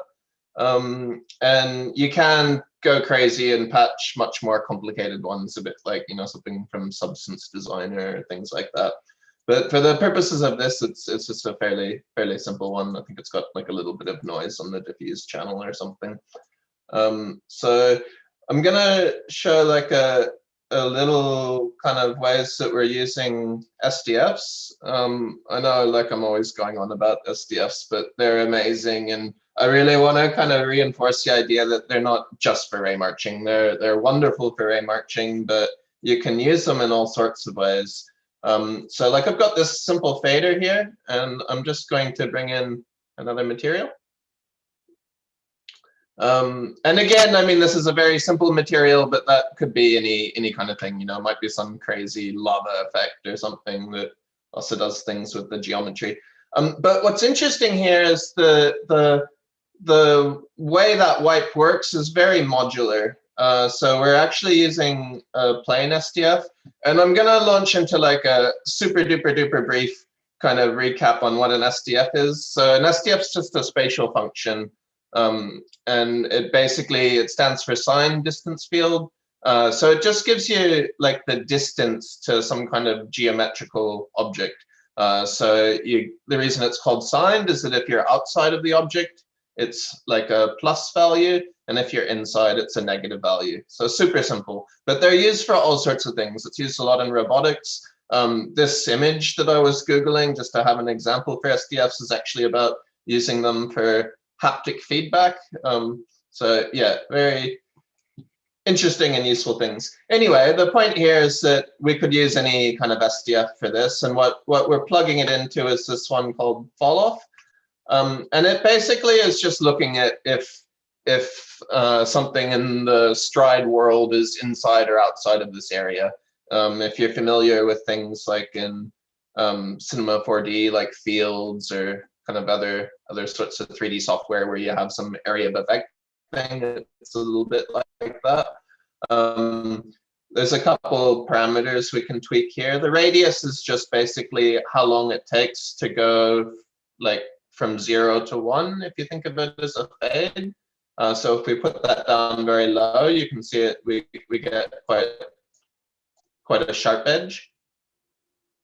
Yep. And a gradual blend. And I really want to emphasize that, I mean, what we're doing here is basically just using this as a fade between two materials. So we've got patch materials here, but the actual material itself is really just a normal material. So you could use any type like of material generator for that. And indeed, you could use the same thing to fade between other behaviors, or I'm just trying to get the idea that this kind of fall off as a spatial function you could apply to anything. It could be particle behavior that's changing inside that area or outside. Yeah. So we've got a couple other little examples here. Wait, I'll go into this guide just to show this one cool thing. The guys in the background here, what? The array marched. And you can see it's actually like the teapot's a real teapot, or a real graphical teapot, but you can see it's actually working like with the same material system, the same shadows, the same lighting. It's basically being treated like a normal object in Stride.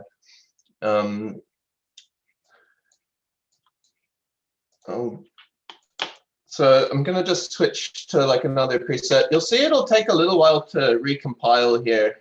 This isn't really a fuse thing, and I hope it's something we can address through caching and stuff. But so I've here just basically like I can mix and match them, but I've changed the SDF and the kind of blend function at the same time. So if I go back into fall-offs, you can just maybe make that a bit sharper. Yeah, so we've got stripes now. And yeah, if I want to bring some other meshes in, you know, you can see that it's sort of same world.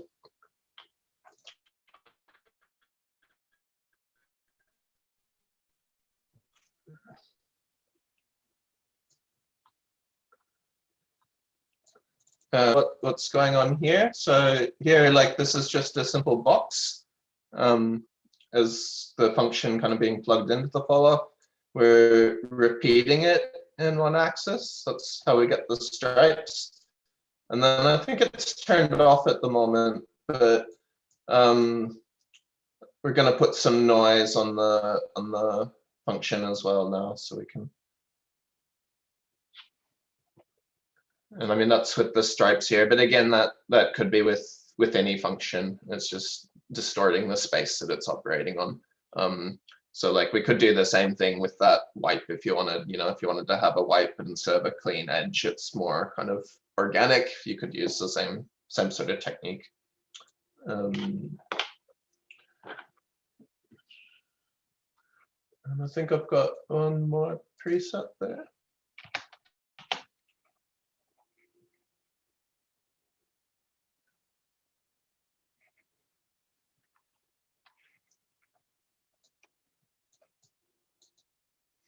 You can see briefly there the quad that's actually this geometry. Yeah, and this is like some kind of fractal thing.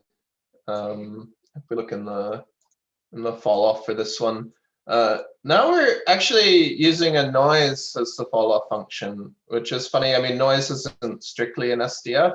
But if you think of SDF as just kind of positive and negative values, and positive means it's option A and negative means it's option B, we can use noise that's zero-centered to have the same sort of effect. And then that's also being plugged into that same fall-off one, so we can make it a little sharper or more faded, or if we change the parameters on the noise here, we can see.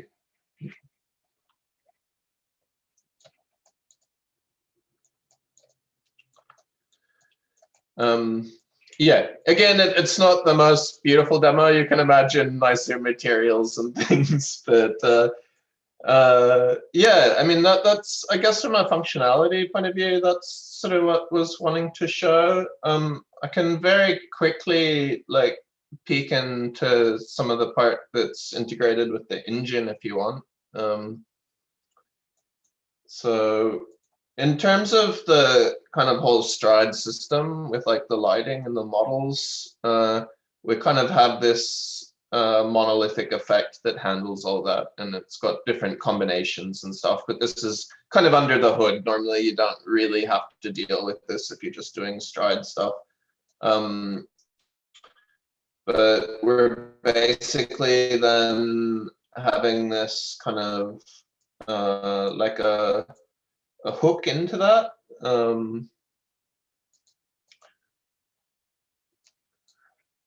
Just doing that as a bit of a research for using ray marching, but have it quite abstracted now. So I don't know if this text is okay to see. I mean, this function you can kind of ignore. It's kind of just garbled, but it's basically designed to be overridden. And what it does is it's like a super simple function. All it's making is a position in a normal. So it's designed for making a surface.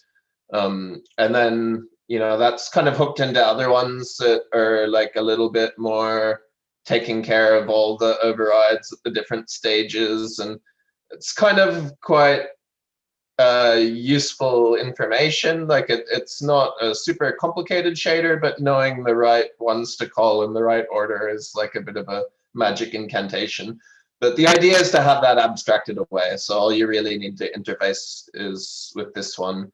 And I mean, that's enough to make ray marching work really seamlessly, but like gonna use the same interface basically to also do things like, you know, we can render perfect spheres for particles or things like that, where you're not actually needing all the vertices.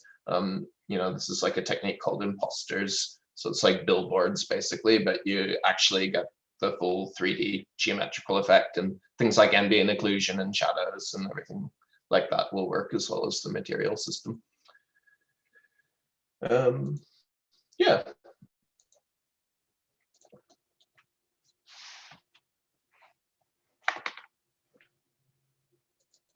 Does anyone have any questions or anything? Or?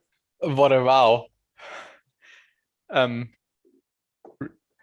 So that was a good moment, like a jaw drop.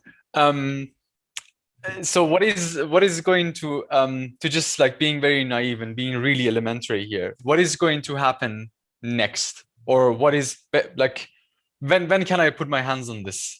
It's maybe that's like a very greedy question, but yeah. No, that's I think a very good question.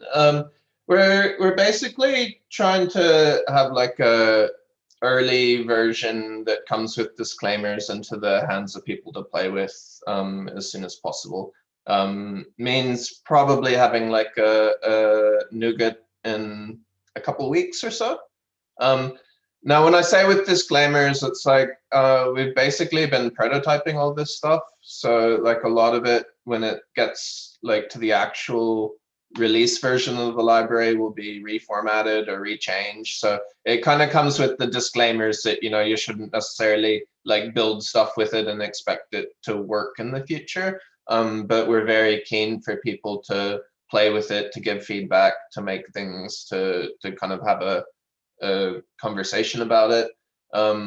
We've got a fair few people, I think, who are kind of keen for testing and stuff. There's a Element channel for it that I actually meant to update before this, but was a bit busy getting the demo ready. I'll communicate a little bit more there. So if you're kind of not on there and are interested to participate in that, maybe I can pop a link in the chat. And then in the kind of longer term, as far as like the actual library being released, we're currently aiming for that around August. That's like the big picture. Yeah. That sounds great. So so there is an Element chat that if someone has more, like someone is more curious to know about more, knowing more details, they can join there. I think I'm not sure if I have the Element chat somewhere here. If would you, Carl, would you please, if you have it like somewhere open, would you just please looking it up drop now, it? Yeah, perfect. That would be great. I just see VOW, different types of VOW in different like camel case, Pascal, and normal. Cool, fun times ahead, and this is what I see from the audience. Any other question from the others? I have a quick question. I think Please. it's probably obvious, but you said, Kyle, any PBR material would work with the first thing you were showing us. So in theory, what Gegenlich was just showing us before could plug straight into this with no major issue, right? Yes, basically. I guess the only caveat would be like I could use it already as is for any of the mesh stuff. So like the teapot, or we have these boxes, and it would already just work out of the box with that. The only thing with the texture-based material is for the ray march surfaces, because they don't actually have a UV. That would be like, if you just did that by default, it would basically kind of be like front projected, because the UV is actually like a quad. Having said that, there's ways around that. Like you can actually create your UV procedurally as well, and then use textures. But that's just kind of like it's like a extra thing you would need to do if you wanted to use texture-based ones. Or you can do things like, like planar mapping or triplanar mapping, or yeah, there's lots of ways. But basically, the short answer is for the meshes, it'll just work straight away. And for any procedural material, it'll work straight away on all of them. It's just if you need UVs, because we're kind of using fake geometry, we would need to create UVs somehow for it as well. Sounds very exciting. Looking great, by the way. Thanks for the update and the effort. Yeah, thanks so much. Anything else from your side, guys? From Fuse team, from the Nathan and Chris and the others, or Kyle? Any other remark? Or... Okay, let's There's something else. Something else. So let me share my screen. We need to be a little bit careful with the time as well. I promise to keep it as a standard as possible. So that is also that's said as well. Do you see my screen? Yes. Okay. So this is a little sketch that we prototyped in the last days. So finally, we are at a stage in which we can go back to the surface a bit and think more higher. So we started to tackle the problem of compute, which means also particles.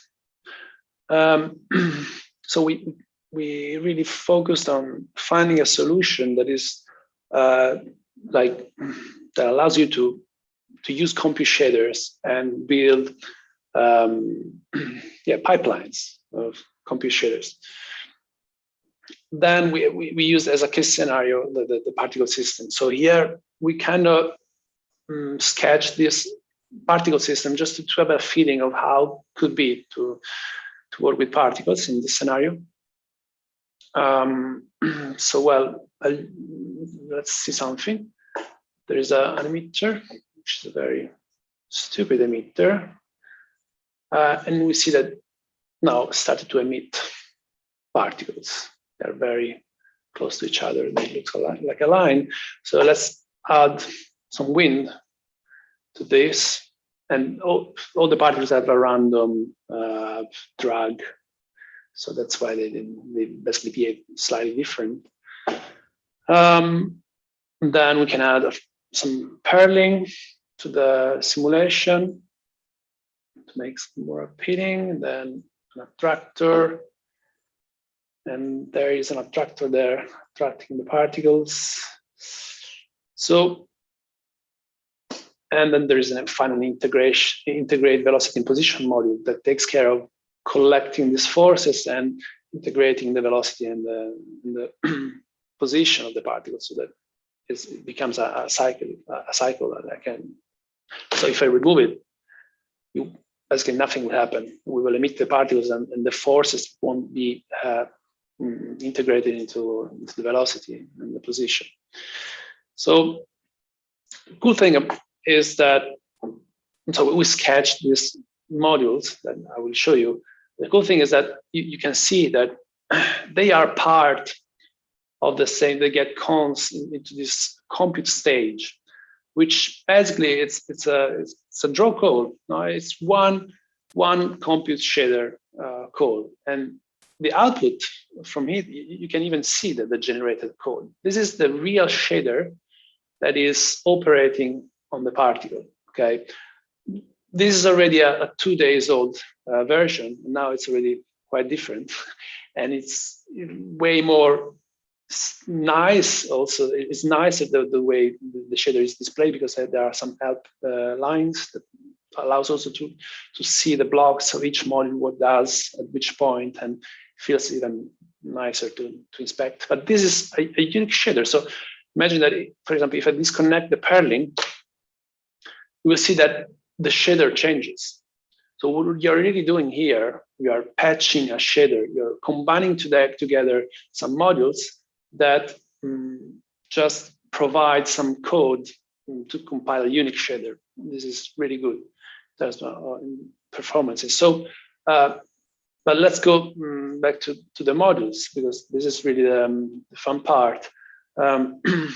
These are not black magic modules. They are stupid patches that are patches. So this is already changed. We are actually, right now, we are debating how to structure and how to expose and in which form. But the core thing is that we can patch, you user will be able to patch your own modules. And by patching, I mean really patching shader behaviors in the same way Kyle was patching some remarching stuff. So the nice thing about Fuse is really that we are exposing as a node set some logics and some functions that you can really patch shader logics. So here we're getting the force from the resources, then we are adding something to it, win vector, then we are writing back this force so that eventually later will be collected and summed up together for the iteration. The attractor, for example, is the same. We provide from outside here, we provide some random position, radius, strength. These are the inputs here. And we simply get the position of each particle, subtract it, then you get the distance from the attractor, and then you can smooth step. And these, keep in mind, these are all HL operations that are just wrapped here as nodes. So we are literally patching the shader here with this node. And you can build your logic to get resources and do whatever you want, and then write back into resources. And so you can patch the logic of the shaders here. So this is the mechanism, same for the velocity, for the integration. Here, what happens? We collect the velocities, we dump them a bit, get the force, add the force to them, and write back into the new velocity. Then we get the evaluated velocity, we multiply by a time step, and then we integrate the position and write back the new position. And keep in mind, this will change. We're really trying to get to the essence of what you would like to see aesthetically into this patch. But the core thing is that you can patch your shaders. And this is cool. So we are working now to shape this thing in a way which is generic as well. This is a particle shader is just one way in which you can make use of this library that we were building. But again, it's just one way to compose your compute shaders. No? So that you can put together some modules that together form a unique shader that get called through a compute stage. And then you have a compute system which potentially could have multiple stages. I can add other compute stages. Okay. So for example, now I have another stupid compute shader here that I plug in. Yeah, it's a work in progress thing. But what it does now is that basically the compute system is the final call. It goes through the first compute stage and basically run this shader, and then instantiate there's another draw call that runs this other shader that gets generated. And in this case, they are operating on the same resources. So both these modules, both these shaders will operate somehow on the particle buffer.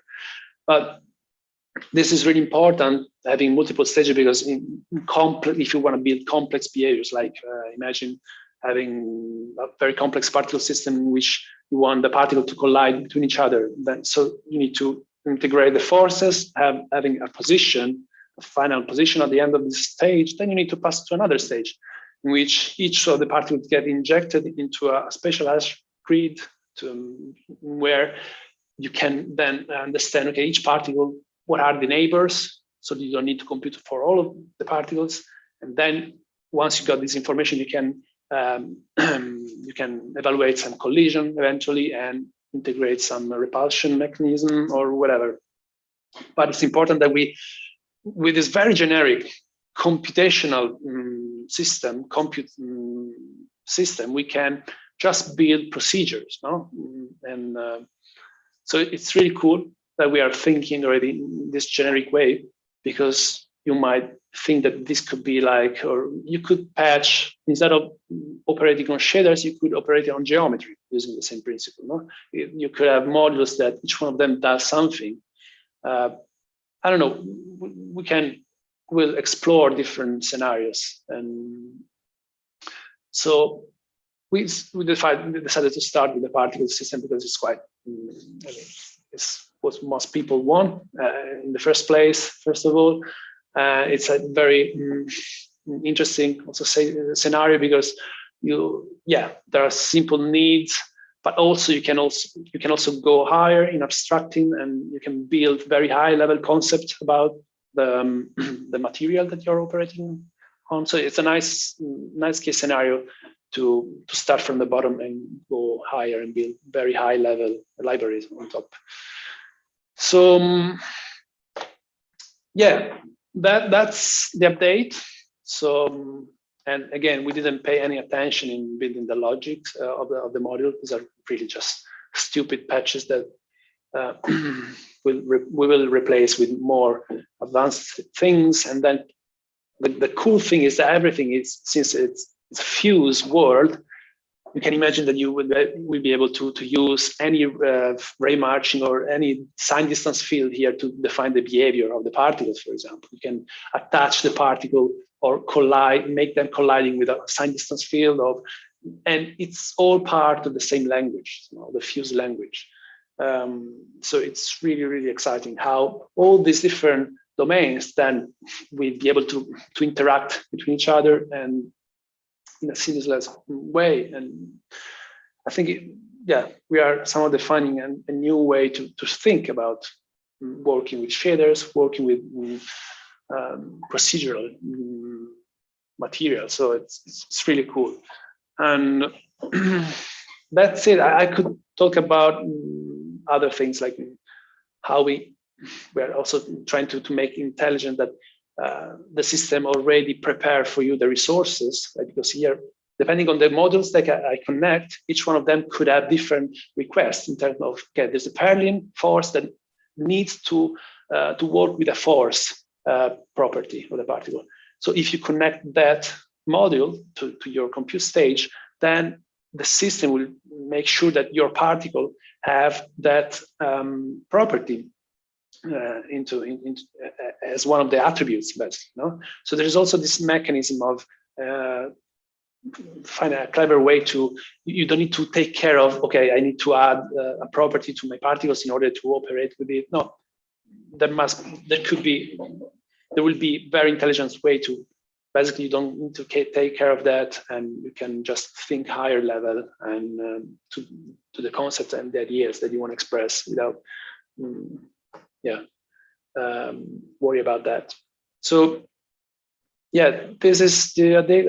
I'm missing something for sure, but just to give you a hint that we are working on this, and for sure in the next release And when we are releasing the nugget, you will be able to play with this, hopefully. And then really, again, we are just defining now the language, so it will change, obviously, but that's fine. It's nice to have your feedbacks also as a user, what you would expect to find here, how would you like to work on the particle behavior, like in a patch like this. So yeah, stay tuned, and that's it from my computer. Fantastic. It is actually black magic. That is what Tonfilm is telling us. Now we know. No, but that's really, really cool stuff, really inspiring stuff. Wow. I mean, personally, I cannot wait to just see and to just try it out and just see how it works. It's getting just more and more exciting. And I think I should just mark it in my own calendar just to get the notification in August. Great job, great work. And just as another reminder that if anybody who is feeling to support Fuse team, there are ways for that. I think there's also a blog post. Yes. So let's talk about that. So there is a blog post in which you find a summary of what's Fuse. The current sponsor that we have, that we want to thank so much, really, it helps a lot. And so if you want to contribute, you can go, there's a page in the store where you can chip in, you can just put whatever you like. It's really just so nice to see that the contribution of all people from the community, it means a lot, both in terms of giving us the possibility to work a bit more on the library, but also just give us the warm feeling of being supported and being a crushing sense of responsibility. And a Ferrari, right? One Ferrari for each. I understand. No? Yeah, but it's just a ventilator. Well, I mean, with the promise that you guys said that if you are going to even VJ in nephew's birthday and wedding and stuff, I think that is it's still an open offer. Yeah, I will encourage everyone to just go ahead and read this blog post. And the help is also like, if you I remember what there were a few lines. If you want to just use or I don't know, you want to try things out and give feedback, you are welcome to do that. If you think that you can help these guys with some C# coding, go ahead and do that. If you want to help them financially, but besides that, I'm sure all the community and myself, we are behind you. We are looking how this thing is going up, morally supporting you and giving you a virtual hug, and you're doing great job. And I'm really looking forward to see how this thing is going to turn out, and I'm sure that it's going to be great. There is a little debate. I think Sebel just mentioned that it's actually gray magic. It's not the black magic. But more to that later. We can discuss that one. So what is next? What's going to happen? First question, is Fuse team, are you done with the update? Is there any other question related to Fuse or any other project that was presented today? I mean, what a lineup. It was just like, what a lineup. Indeed. Yeah, it's like from really cool audiovisual stuff to robotics to really complex geeky shader stuff, distance field, audio reactive things, the great Septulescuri stuff, go to saving saving people's life. And yeah, that was great. It was really a pleasure. Mind-blowing. That's also another comment from Christina. Great. So Chris, do you want to say something? I want to say something. Yeah, do you want to say something? You want to say something? I always want to hear something from you. Yeah, I mean, I was happy that today, like, you guys were showing something. And like I said last time, like in the dev meeting, I'm kind of happy to get out of the machinery room, you know, like because it's like really I'm more or less doing like all the programming and like theoretical stuff of graph building, you know, which is like more allowing us to do this stuff, but it's also like pretty dry sometimes, and you really have to get your head around it. And at the beginning, it's like really exciting because you're thinking, oh, I built such a great system.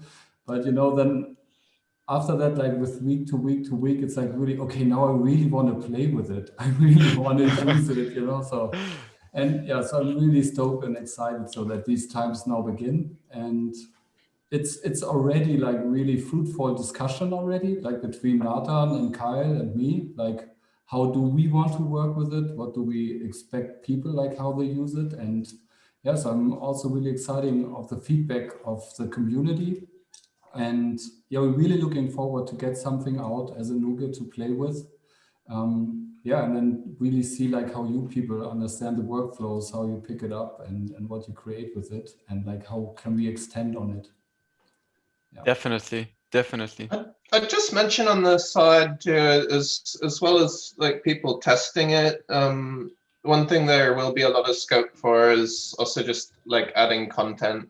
You know, for example, there'll be a couple kind of like sub libraries with it. There's like a materials section and a particle section, and for anyone who's kind of like passionate about these topics, you know, it'd be amazing, for example, to have a bunch of generative materials that are already kind of there and composed that people can play with, things like that. It's a little bit more kind of making content than the system itself, but would love to kind of flesh it out a bit.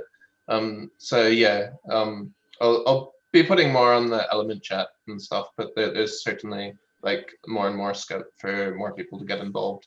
And I do want to say like a massive thank you to Chris for like having spent a good deal of time like in the coal oven.